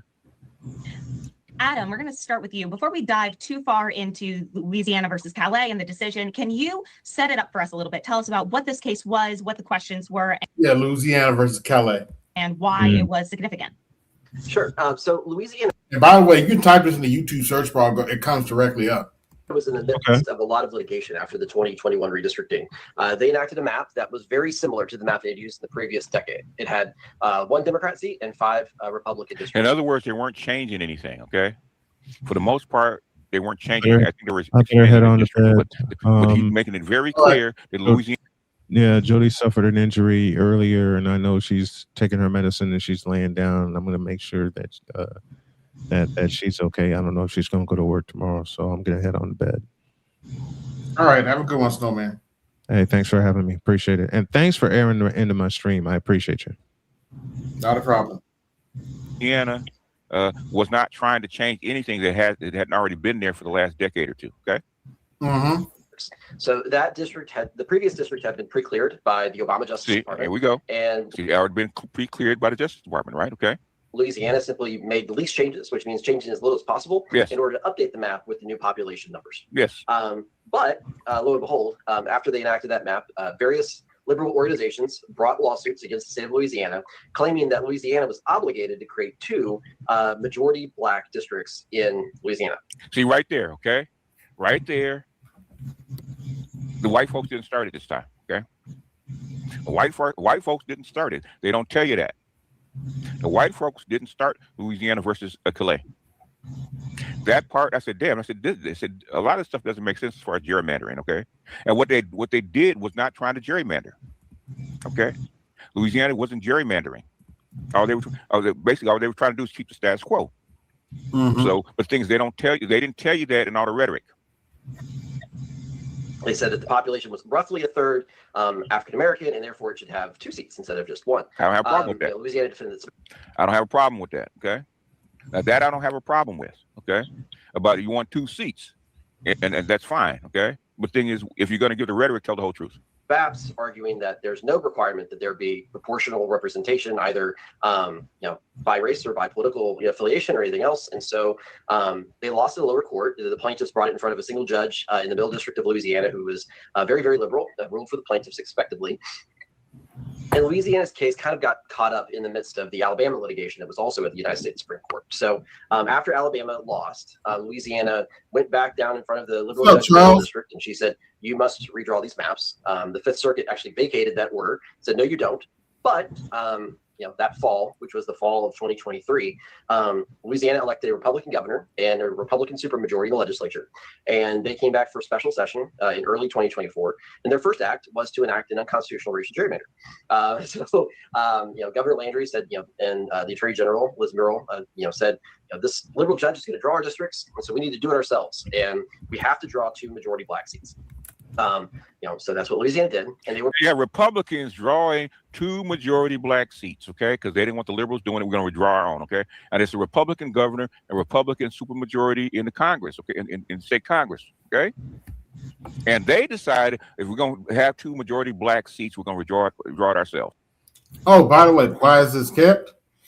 Not too long ago, Louisiana had a Democratic governor, so they have no excuses. So wait, they wanted 2 seats, and then the Republicans said, okay, we'll do it, but because it was Republicans, it's racist? Pretty much. Oh my God, bro. Yes. And you want to hear something funny? I'm usually harder on Southern Republicans, but in this case, they did something good for them, and they still complaining. See, this is why I can't take the left serious, but go ahead. They don't tell you that. They say Republicans came in and took our voting rights, and these conservatives took our voting rights, okay? And they just came in and they want to put us back on the plantation, have us pick cotton and be sharecroppers and back in Jim Crow, okay? What's up, little Maple Leaf? Now, anybody hear that? You had a Republican governor and a Republican Congress that were willing to draw 2 majority black districts. Nobody told you that. Promptly sued by a group of plaintiffs in the Western District of Louisiana, arguing that what the state had just enacted was an unconstitutional racial gerrymander. Yeah, they won, which is their right. Which is their right. That 3-judge panel, and that case was also immediately appealed to the United States Supreme Court. The Supreme Court said, "Hold up, we're going to let you have your elections under your unconstitutional racial gerrymander for 2024, but we'll hear the case." And so they heard the case, and then they did not rule on it. So summer of 2025, I'm sitting there at my desk, the last day of session, thinking, the last day of the Supreme Court term, thinking, we're going to get Calais today, where the Supreme Court's going to rule. And then it didn't rule. So they carried it back over for re-argument for the next term. And what the Supreme Court did at that point is they issued a new question presented, which is the actual question that's in front of the court that they have to consider. And the question that they asked at that time was, did the Louisiana's intentional creation of a second majority minority district violate the 14th and 15th Amendments of the United States Constitution? And so that's what keyed up everything for this. In other words, Louisiana didn't take it away. Okay, that's not why it was filed. Okay, could they add illegally, according to the Constitution, okay, add a second black majority district, okay? So the Republicans didn't do anything. They didn't take anything where they try to add something, okay? Now, they might want to add it their way, but they were adding something.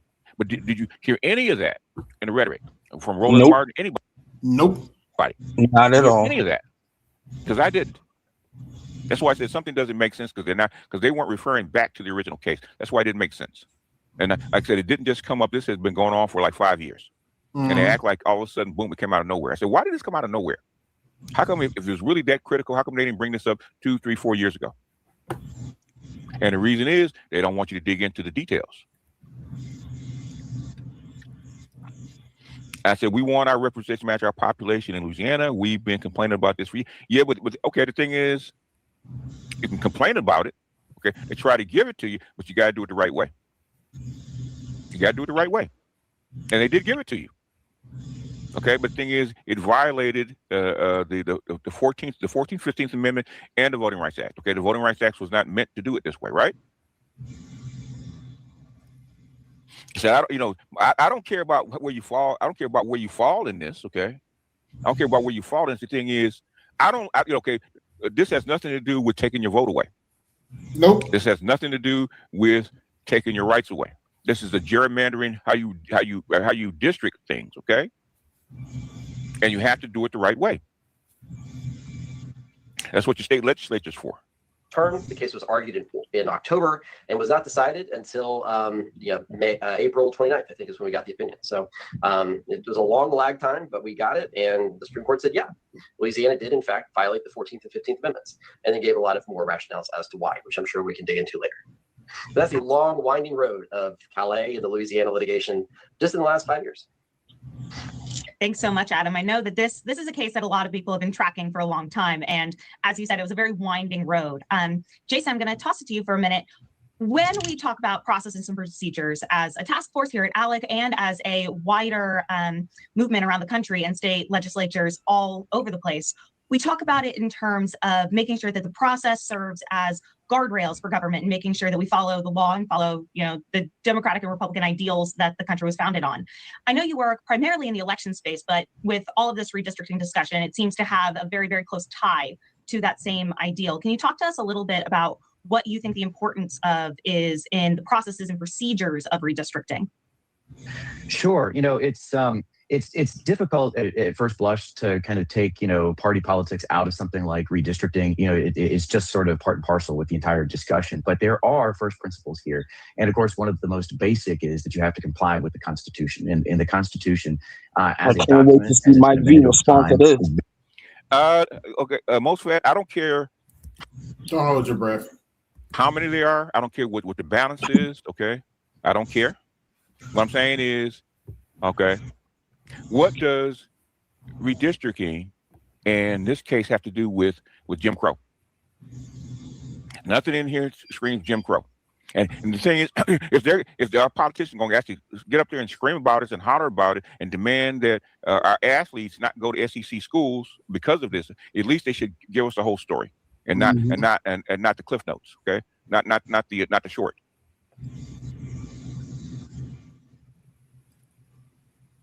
Chaos, calm down. Okay. If you look up ALEC and you look up Calais, Louisiana versus Calais, it'll come right up. You don't need me to give you a link. Okay. Most of it, I'm gonna ask you, man. Okay. You feel it's unfair, okay? And they passed the Voting Rights Act because we didn't have no black districts for the most part, okay? And you got one in Louisiana. They wanted to make two, okay? And it wasn't Democrats that did it. It's actually Republicans that did it. And the other side, whether you like it or not, has a right to file a lawsuit, okay? And it went to the Supreme Court, and they heard it.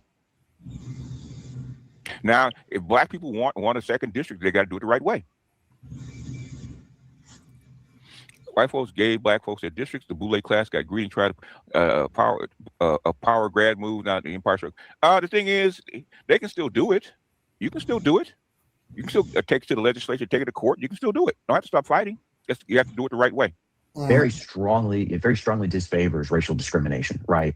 And when you look at what the Constitution is trying to do, what the Voting Rights Act was, and that's what nobody's talking about. A lot of these Democrats are not doing it the right way, and that's why it's getting struck down in court legitimately. That's what happened in Virginia. They didn't go through the proper procedure, so they put on the ballot the Constitution of Virginia. That's that proves the classic hypocrisy when it comes to the left, because all they're doing is saying, oh, Trump is a tyrant, Trump doesn't want to do this and do that, but every time something is ruled in court, he goes by it. If it gets struck down, it's done. If it gets upheld, it gets upheld. But all the Democrats want to do is just do what they want to do and then cry foul when they have to follow the rules. I mean, these people are just completely full of shit. Pretty much. originally trying to do. It's not enshrining racial discrimination, it's trying to end it. And unfortunately, what we had seen over the last several decades is the increasing politicization of the Voting Rights Act. So Calais, to me, really represents an opportunity to reset and to restore in the context of redistricting those constitutional first principles. And that's actually extremely relevant, because even though so much of the coverage of this relates back to those Okay. Inspirational truth. Tell me how you was robbed. Okay. You're in Louisiana. Tell me how you was robbed. Bless his heart. We're gonna come back to that, but as I said, I have actually have another video that follow up that this piece I did on Debbie Wasserman's show. You remember how I played Sabs? Well, Yeah.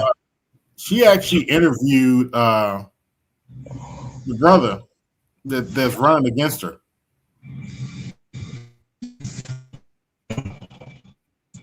To respond. 5 days is not enough time to respond when you're working 2 or 3 jobs, when you don't know what to do. You don't have.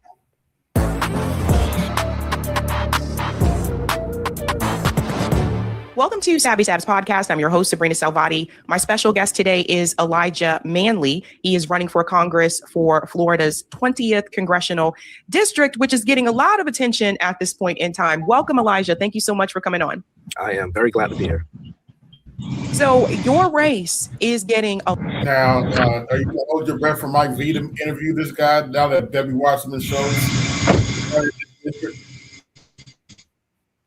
I ain't, but anyway. A lot of attention. And for those who are mute up, because we can hear you. We can hear you. Whatever's going on in the background. not aware, it is because Congrwoman Debbie Wasserman Schultz mute when you want to speak.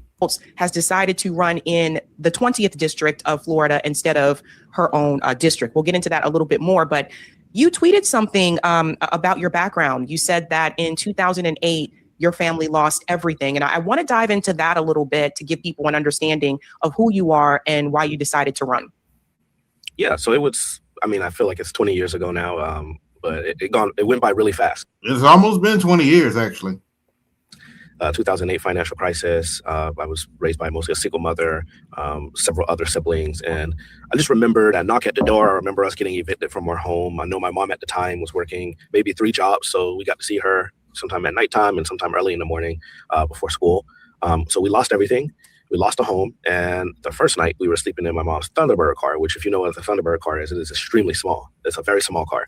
And so we're all in there, stuffed in there, and we're parked outside a bank. The bank is still there, a Bank of America bank on State Road 7 in Lauderdale Lakes. Parked behind the bank, which is, to me, just a symbol of the country we're in right now. And we were in at that time to be parked outside of a bank after losing our home. And we slept there. And in the morning, we would go to the beach. We would shower at the beach, and then we'd go off to school. And eventually, my mom lost a car. And so there were times where we were literally sleeping outside. We were in a storage facility. We were couch surfing from home to home. And so that was like one of my earliest experiences and earliest memories was, going through this, not really understanding at the time what exactly was happening. I just knew we lost everything, and I knew that we were homeless, and we didn't have the best clothes, or maybe the only meal that we would be able to get that day was from school. So as time went on, I started to kind of understand what was happening and put 2 plus 2 together in this situation. But that was many years of my childhood was in and out of homelessness and couch surfing, and eventually we stayed with my grandmother, where she had a 1-bedroom apartment. It was the living room, her room, in the bathroom, and we were all sleeping on like the couch. No privacy at all, everybody using the same bathroom. Eventually that became unsustainable, and then we kind of all separated, and some of my siblings went and stayed with one of my mom's friends. My older siblings, they were teenagers at the time in high school, so they just stayed with friends and at friends' homes. Eventually things kind of got a little bit better, and we kind of got back on our feet, but it took a lot of time, and everybody was on edge. Wow. I think it's important for people to hear that everybody doesn't have the same reality in this country, and the 2008 housing crisis did greatly affect a lot of people. I mean, it impacted me as well. So I remember that experience. You are now running for Congress. So I'm curious about some of your policy positions. How do you feel about, let's start with housing, because I know this is something that, you dealt with personally. Right now, we do have a housing crisis in the United States. Many people have been calling for more affordable housing. They've been calling for housing for all. What do you think needs to happen? How do we get housing, or how do we get people housed? Right. So I definitely support housing for all. I believe it's a human right, and it shouldn't be a commodity. And we need to do more to build more housing, of course, and invest in housing and public housing, of course, and affordable housing.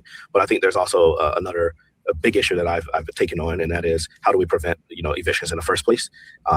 But I'm some big MAGA Republican who hates all Democrats and will never play anything the Democrats talk about, right? Anyway. In Florida, like many other states, it's the Wild West. There are no rights for tenants. If you are a tenant, you have literally no protections and no rights. They can throw you out of your house or your apartment in 5 days. You don't, like, when we were going through this and I went through this, like, you get that notice on your door and you have 5 days to respond. If you're a working person, you're working all day. You may not even see the notice until the next day. You don't know how to respond, what to do. You just know I need to file with the clerk of courts. You actually have to email the judge, and nobody knows, oh, well, I have to email the judge. Why am I filing it with the clerk of court? Oh, that's custodial. You need to email the judge. So you get thrown out. There are these big eviction lawyers that come in and represent these private equity firms or these apartment buildings. They file default judgments against working people who don't even have any time to respond. 5 days is not enough time to respond when you're working 2 or 3 jobs, when you don't know what to do. You don't have the time to find a lawyer, or you don't even have a right to a lawyer, which I think we need to change. And you're thrown out on the street. And so I think the law needs to change, where there needs to be nationally, you get, I know in some states you get 21 days to respond to an eviction, which gives you some time to respond and try to figure things out. And you also don't have a right to an attorney, and that needs to change. And so I support the civil Gideon movement that gives people the right to counsel to help you navigate that situation, because a lot of people are homeless just because they didn't even know how to navigate the legal system. And the legal system is not built for you to navigate. It's built, for the private equity firms, for the corporations, for the landlords. And if you're a tenant, you literally just have no protections. You're out of there like that. So that has to change. Yeah. I found out a lot about this. I've had friends that have been evicted and they didn't know what their rights were. So that's a big part of it, not knowing what your tenant rights are. That brings me to healthcare. This conversation is back up, I feel like, into the mainstream again, where more Americans, especially in this economy, are struggling just to pay for prescription meds, or they are avoiding going to the doctor because they don't have enough insurance coverage and they don't have the money to pay the rest of the bill. What is your position on healthcare in the United States? I support Medicare for all. Yeah, let's talk about that for a minute, because one of my biggest pet peeves with particularly Black women love to do this.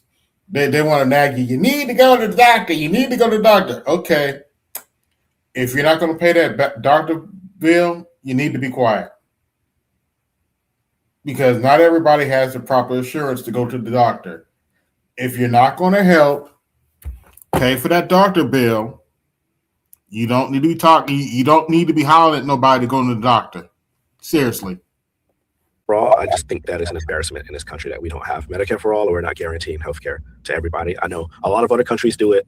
It's really no excuse. And when you hear the arguments people make, well, how are you going to pay for it? Or, what are the specifics? Nobody is ever asking about that when it comes to war. Nobody's ever asking for that when it comes to the Defense Department budget, how we're paying for that. No one ever asks how we're paying for tax breaks for billionaires. But when it comes to healthcare, everybody wants to know how to pay for it. Now, I mean, some people are asking that in good faith, and there are so many different ways. I know Bernie Sanders had a way he talked about paying it more taxes on billionaires, which I support. Elizabeth Warren. There are so many different proposals. But at the end of the day, in this country, like, I just believe that, not just because we're a rich country, I believe like it's a moral imperative that everyone has the right to healthcare in this country. And that is why in Congress, I will support Medicare for all. But outside of just supporting Medicare for all, improving the healthcare delivery, more hospitals and clinics in my district, because my district has some rural parts to it, some urban parts to it. And then there's also a racial element as well, where in parts of the Black community, you just don't have a hospital near you. You have to go 5, 6, 7 miles away. And in some districts, in some parts of the state of Florida, the nearest hospital may be 40 miles away, and you have to get a helicopter lift, and that's going to cost you a fortune. And so we just really have to reimagine healthcare from the ground up, burn down the healthcare system and rebuild it to really mean something for people, because it's all for profit when it's no arguments here, but Democrats ain't going to help them do that either. It's all about insurance companies, which I think we need to do away with private insurance. I support doing away entirely with it. It's all about making money, a middleman, or as I call it, a death panel, deciding who gets to live and who gets to die in this country, which I don't think is the right thing. Yeah. We've had a number of people on this show that have gone through their own healthcare struggles with the system. Some of them didn't have insurance. Some of them did have insurance, and they still had these enormous bills that they couldn't afford to pay for. It's a travesty, I think, in this country that we can't, or not that we can't, but our government chooses not to provide healthcare for everyone in this country. Agreed. A lot of the people who watch this show are anti-war, anti-imperialist, and there's a lot of attention on the Middle East right now, I would say, especially since October 7th. How do you feel about what is happening in the Middle East. What is your position on Israel, Gaza, the West Bank, and now this recent war with Iran? Right. I don't even know where to start. I mean, it was some of the most heartbreaking stuff I've ever seen in my life is going on in Gaza right now. And the U.S. is complicit in it. We're funding it. We're giving the bombs and the weapons. We're funding it with our taxpaying dollars without any conditions in violation of international law. We all know that Israel has violated international law, repeatedly, just out in the open in our face. And there's been zero accountability. I mean, I don't even know what the death toll is now in Gaza. I mean, tens of thousands of people killed. And you got women and children, and you got hospitals being blown up. You have all types of things happening, and where's the humanity in this country? Where's the humanity to say that we should not be funding something like this? And that is the conversation that I think is somewhat absent from Congress. I know you got some people talking about it, and then you have others that just have this idea that Israel can do no wrong, and we can't say anything about Israel. And I think that is rotten. And I think the people in this country know that's a rotten way of thinking, and that's what people believe. And then when you look at Iran, another illegal war that's started by Donald Trump and the Republicans, and then you got some Democrats, unfortunately, supporting it, starting a war in the Middle East that will not end making anybody safer. Israel isn't going to be safe. Iran isn't going to be safe. America isn't going to be safe by having more war. And we had an agreement. We literally had a nuclear agreement that was there, that was working, that Iran signed on to. And Donald Trump pulled us out of the agreement. And now he's saying, oh, wow, they want weapon. Of course they would want to build a nuclear weapon. Now you took them out of the agreement. Why would they not want to? So I think there's this warmongering, neoconservative nonsense happening in this country right now, that you have warmongers profiting off of the war, which is why they're doing it, to profit off of it. They're all trading stocks, buying stocks in defense companies right now, and oil companies as well. And they're making their money by continuing this war, which doesn't make us safer. It doesn't make the Middle East safer. It doesn't stop conflict and create peace. It creates more war when we need to be creating peace. And it's our obligation as America to really be defending peace and to be brokering peace deals and to be saying to our allies, if Israel is our ally, we should be saying, no, you can't go over there and just slaughter, 100,000 people. You can't do that. And we are not putting our foot down and saying anything. It's interesting because, and this is where the Debbie Wasserman Schultz part comes in. You are not taking any pro-Israel money. No. Debbie Wasserman Schultz takes a lot of pro-Israel money. For those who are not aware, she just recently announced, I want to go ahead and bring this in here, that she is running in the 20th Congressional District in Florida, which is your district. From what I understand, she does not live there. So just to give people a little bit of backstory here, Rogue DNC posted this. Representative Wasserman Schultz announced that she's running in a Black district she does not live in. And of course, there's a picture of Elijah there. For those who are not aware of what's going on, basically, to make a long story short, there has been redistricting that is happening because the Republicans brought that forward. The district that Debbie was in has been redrawn. So it's not that she can't still run in her current district. But what she decided to do, I guess, to make things easier for herself, is she decided to run in the 20th district in Florida, a district she does not live in. Looking at the numbers, a district that is predominantly Black. And there's a lot of outrage over this, and rightfully so. People are saying, how is this any different than what the Republicans did when you said that, where they're taking representation away from the Black community by the redistricting, and then you have Debbie also kind of participating this in her own way, shape, or form by running in this district that she doesn't live in. I want to get your take on this, and what are people saying in that district about this announcement? Well, I want to start by saying it was entirely selfish and cynical to say, first, she abandoned her own constituents that she's represented for over 20 years. She's never represented more than 5% of this 20th district. I think 5% of her constituents are here. This is not her district. She's never represented us before in the past in any capacity, from state house, state senate to when she's in Congress. And so she literally just abandoned her constituents, all of those people, in the 22nd, which is the 25th, which is now the 22nd district where she lives, which is a whole nother part of town that's not even over here. Abandoned it completely. And that was a seat that was a Biden +3 seat. I know it was Trump +7, but in a 2018 turnout model, it would be D +7. And so now we don't have anybody to run over there. She just said, I'm just going to run over here in the 20th district. And people are not having it. People are upset. This seat was created in 1992 under the Voting Rights Act, an amendment of it, to ensure that Black Floridians had representation for the first time in 116 years since the Reconstruction era started. African Americans were able to elect somebody to Congress from Florida. That was Elsie Hastings, Carrie Meek at the time, Elsie Hastings, Carrie Meek, and I believe Corrine Brown in 1992. The first African Americans elected to Congress from Florida, and we've had this seat since 1992, which is a while ago. I wasn't alive, but it doesn't feel like that long ago when you think about it. 1992, and for 3 decades we've had this seat, giving us the opportunity to elect the candidate of our choice, to make sure we had a seat at the table and someone in Congress representing us. And Florida Republicans came and they cut up the districts, and it's not that Debbie didn't have choices. She had other options. She had 2 other districts she could have ran in. She could have primaried Jared Moskowitz in the 25th district, which has a big chunk of her constituents over there. She could have ran in the 22nd district where she lives, where it was competitive. She has $2.5 million cash on hand. She could have chosen to fight the Republican over there who is kind of wacky, and she probably could have won, and that could have been a pickup seat. Where she lives, she decided to run over here in a field that has 7 African-American candidates running. The majority of the primary elected is black, but if we're splitting the vote and she comes in, she could win with 20% of the vote, 25% of the vote, and maybe a super minority of the vote just off of white voters. And that's very cynical for her to do something like that. That's very selfish and cynical to say, although everyone is opposed to it, the community is opposed to it, the Black Caucus, both local and state and legislative Black Caucus, where she refused to meet with them when they requested a meeting. And she says, oh, I met with the community and I met with over 100. You refused to meet with Black leaders who tried to meet with you, elected officials. She has not one Black elected official in the entire county supporting her as she runs for this office. It goes to show you exactly what the game is. She's campaigning in all of the white areas in the district, not really going into the Black areas. She's hoping we split the vote so she can slide in $2.5 million. I could just pay everyone off and buy the race and not have to really campaign. It's really selfish, and there's been outrage from locally all the way to the national level. I think last night the president of the NAACP National was in town at a church. It was a packed room, about 500 people there, I believe, and everybody was just decrying his move. It's interesting because I didn't know that she hasn't met with them, but that sounds like something that still hasn't met with them. Yeah, you said that it's selfish, and I think that's incredibly true. I also feel like, it's almost as if she has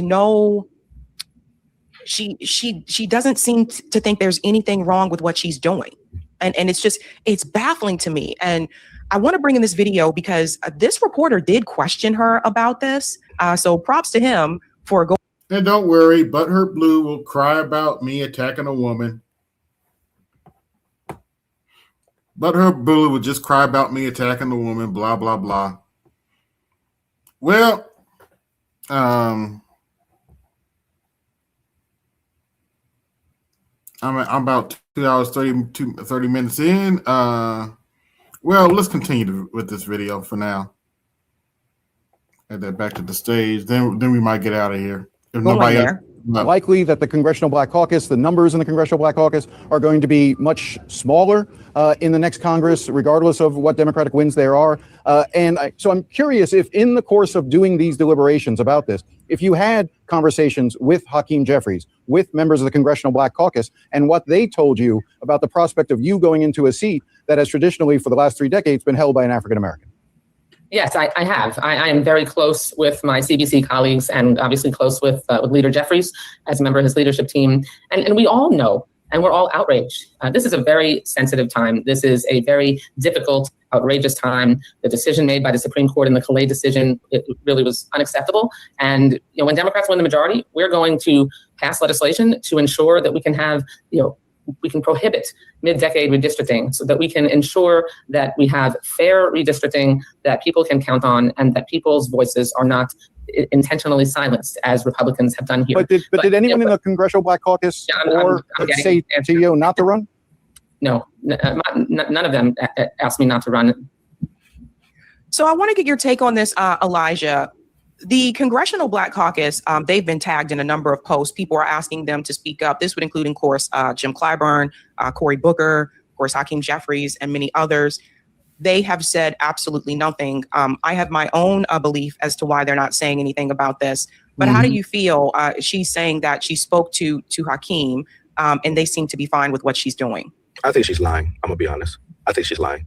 I can see it in her face. None of them told me not to run. Okay, did they tell you to run? So I think she's making it up, and I can see it in her face. Just, yeah, nobody told me not to run. I'm very close with my colleagues. I have had these conversations. I don't believe it. I do believe eventually I don't believe it either. Hit the Cash App, support the show. CBC will come out and say something. I hope it's soon because it needs to be said, and it should have been said. And I hope that it's said very soon because everybody from local up the state level, all the Black caucuses, all the organizations, you even had the national NAACP that came out and people are condemning her for this. And then she keeps making it seem like, it's the Republicans' fault because they drew the districts this way. Well, Ron DeSantis didn't tell you, Debbie Wasserman Schultz, to run in the 20th district. That is a decision she made herself with several other options, 25th, 22nd district, or just not being in Congress. Like, wow, that's the end of the world, not being in Congress. Like, she had other choices. By the way, I talked to a brother in Florida. Evidently, she belongs to a certain group, and they didn't want her running in their district either. So, yeah. And decisions, and she personally chose the 20th district despite the outcry, and that is something she needs to take responsibility for, instead of saying it's the Republicans and it's Ron DeSantis and all of this nonsense. And the central argument she is making here is that I'm a senior member of Congress, I'm on the Appropriations Committee, and maybe I'll be the chair, which is not true. There are 5 people. I think she's 5 down. There are like 5 people in front of her. There's Rosa DeLauro, who will be the chair. There's Jim Clyburn. There's Betty McCollum. There's like 2 other people, including 2 African Americans, I think, that are ahead of her to be chair of the Appropriations Committee. She may never get there. And so she's making this argument to the district. I'm a senior Democrat. I'm an appropriator. Experience. We don't need a beginner. We don't need someone learning on the job nonsense that she's saying, and mostly to attack me by saying I'm somehow inexperienced or whatever nonsense she wants to throw at me.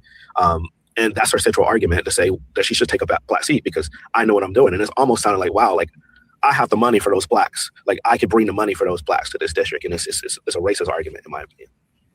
I'm going to get to the experience part in just a second, because I do feel like that's a big problem when it comes to older voters. So I want to get to that in just a second. But the Congressional Black Caucus, the reason why I feel like they're not saying anything is because they work for the same people. AIPAC bragged about this recently. They had an ad showing that they are the top donor for the Congressional Black Caucus. I know there was an Israel trip for CBC members as well. Debbie takes a lot of money from AIPAC too. Unfortunately, not all of them, but most of the politicians in Congress are bought and paid for. And a lot of them, they prioritize Israel. I think one of the criticisms I've had about the CBC is that I don't really see them prioritizing the Black community. It's like they'll bend over backwards to pass legislation for Israel, but Black constituents have been complaining for. That's why I call them the Congressional Black joke. For a long time. Like, you know, we need things passed for us. When are you going to pass this piece of legislation? We have people like Hakeem Jeffries and Cory Booker, right? Like big supporters of AIPAC. Cory Booker said he's not going to take PAC money going forward, but he also said that he will also still support Israel. So he's going to still vote for Israel when it comes to legislation. And I think that's a big part of the problem. There seems to be, when we look at a lot of the older voters, especially in our community, what I gathered on the ground, 2024, more recently, it seems like a lot of the older Black voters are not concerned with the Israel issue, or they buy into the church rhetoric about supporting Israel. Israel seemed to be more of a concern for a lot of people under the age of 50, from what I've noticed. And I think this brings up a broader discussion, because do Black people in District 20, are they really aware of just how much people like Debbie are bought in for the Israel cause above anything else? I think that's a conversation that's probably being had now because, you know, and I saw this online, I saw hear it in the district too, because there's been a big Black Jewish coalition on issues that a lot of people feel as being, that Debbie Wasserman Schultz just took a sledgehammer to, for sure. And people are starting to look and see how selfish she is. But I think that people are going to see in this race, because I do strongly believe that AIPAC is going to come in here and try to boost her against the wishes of the district. And I think that people's eyes are going to open. People are going to really see that she is bought and paid for. And she's bought and paid for by AIPAC. And she's bought and paid for by probably every corporation that you can name. And people really need to know that. And I don't fully know where every Black voter over 50 is going to be on this issue in particular, but from what I've heard, people are concerned about the amount of money that we're sending over there when, you know, we have needs that haven't been met here right at home. We have people without healthcare. We have Black communities, you know, looking like war zones that haven't had any money invested in our infrastructure. People want jobs. People are trying to get schools built in the community, and the money is being sent over to Israel all the time. And so people are upset about that. And I am hearing that, and I'm hearing more and more and more of that. And so I'm only imagining, I haven't did the polling on this, but I'm only imagining a lot of people are not about that. My concern is what I just saw happen in Kentucky with Thomas Massie, someone who was a sitting congressman. I agree with him on probably 3 or 4 issues: anti-war, anti-imperialism, not sending money to Israel, anti-surveillance, censorship, those types of issues. Probably disagree with Thomas Massie on the majority. But I saw them just take this race from him, someone who's been in Congress for years, and AIPAC threw in a lot of money. They were releasing attack ads, which were fake. And this is concerning to me. AI ads that were showing him and AOC and Ilhan Omar walking into a hotel, just AI generated. There's no rules against this. And it makes me wonder, what kind of tricks is Debbie going to use? And again, like she will be targeting you and all the other candidates that are in this race. And I'm wondering, like, what is AIPAC going to do to help Debbie, like with these attack ads? And are you prepared for something like that?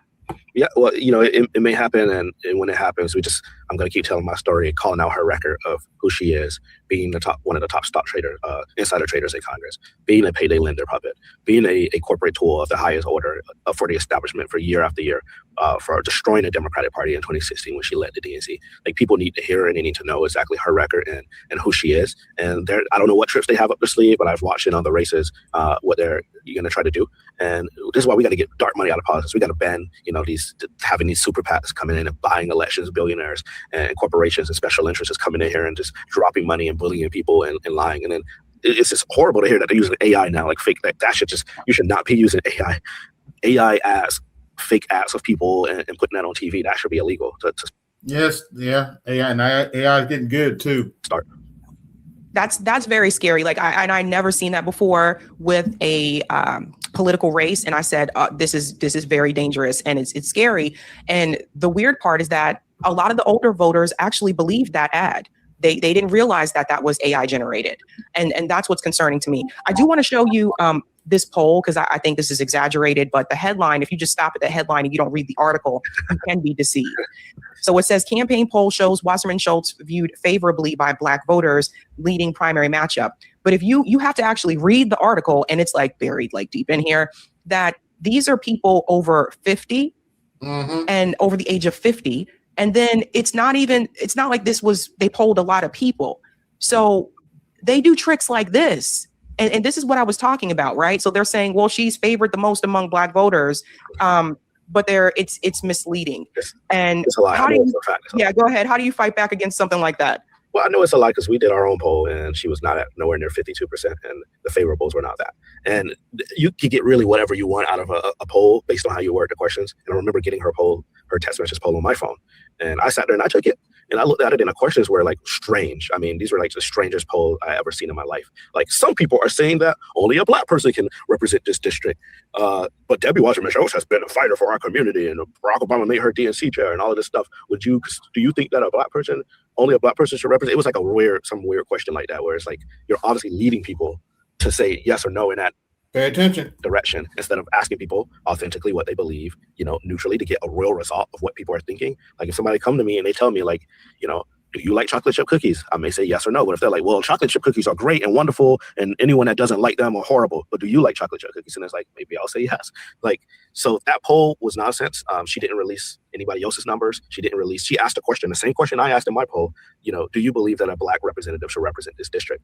And she didn't release the taps on that. I released the taps on mine that was taken by Middle Seat, and it showed that 82% of Democratic primary voters in Florida's 20th district preferred a Black representative for this seat. That includes 93% of Black voters, that was 68% of Hispanic voters, and 64% of white voters. Very low margin of error, credible poll, independent poll, wasn't even tied to the campaign. We just commissioned it. That was reported on. Her numbers don't match our numbers, and I think it's because her numbers are made up. And she's trying to manufacture, in my opinion, consent, you know, this narrative that she is, like, you know, loved by the Black community. Right. And this is how a lot of voters can be misled, especially if you just read that headline and you don't look at the details. I worry about some of the older Black voters going with the whole experience thing, because this is another thing I've noticed. We have like younger people that get out there and they run for office. But a lot of times the older voters will say, well, that person doesn't have as much experience, but then they don't look at the experience that someone like Debbie has and what she's been doing since she's been in Congress. Like, to your point, how she messed up the DNC, things that she did when she was DNC chair. I mean, the DNC fraud lawsuit goes right back to her. So that worries me. That type of thing is concerning. But I think political education is needed. That's right.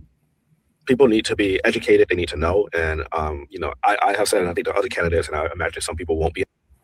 Y'all got the gist of it. If nobody comes up, I'm going to go ahead and shut the stream down for today, and a little early. Hope y'all enjoyed the stream tonight. And by the way, I like to thank everybody that came through. This is AB Media 83, and I'm out. Peace. Yo, this is AB Media 83. To support the channel, hit the Cash App. Also, be sure to like, share, and subscribe to the video. Also, be sure to hit that bell notification so you can be notified the next time I upload a live stream, video, or short. And always, always remember, guard your image, guard your peace. Keep it moving. This is AB Media 83, and I'm out. Peace.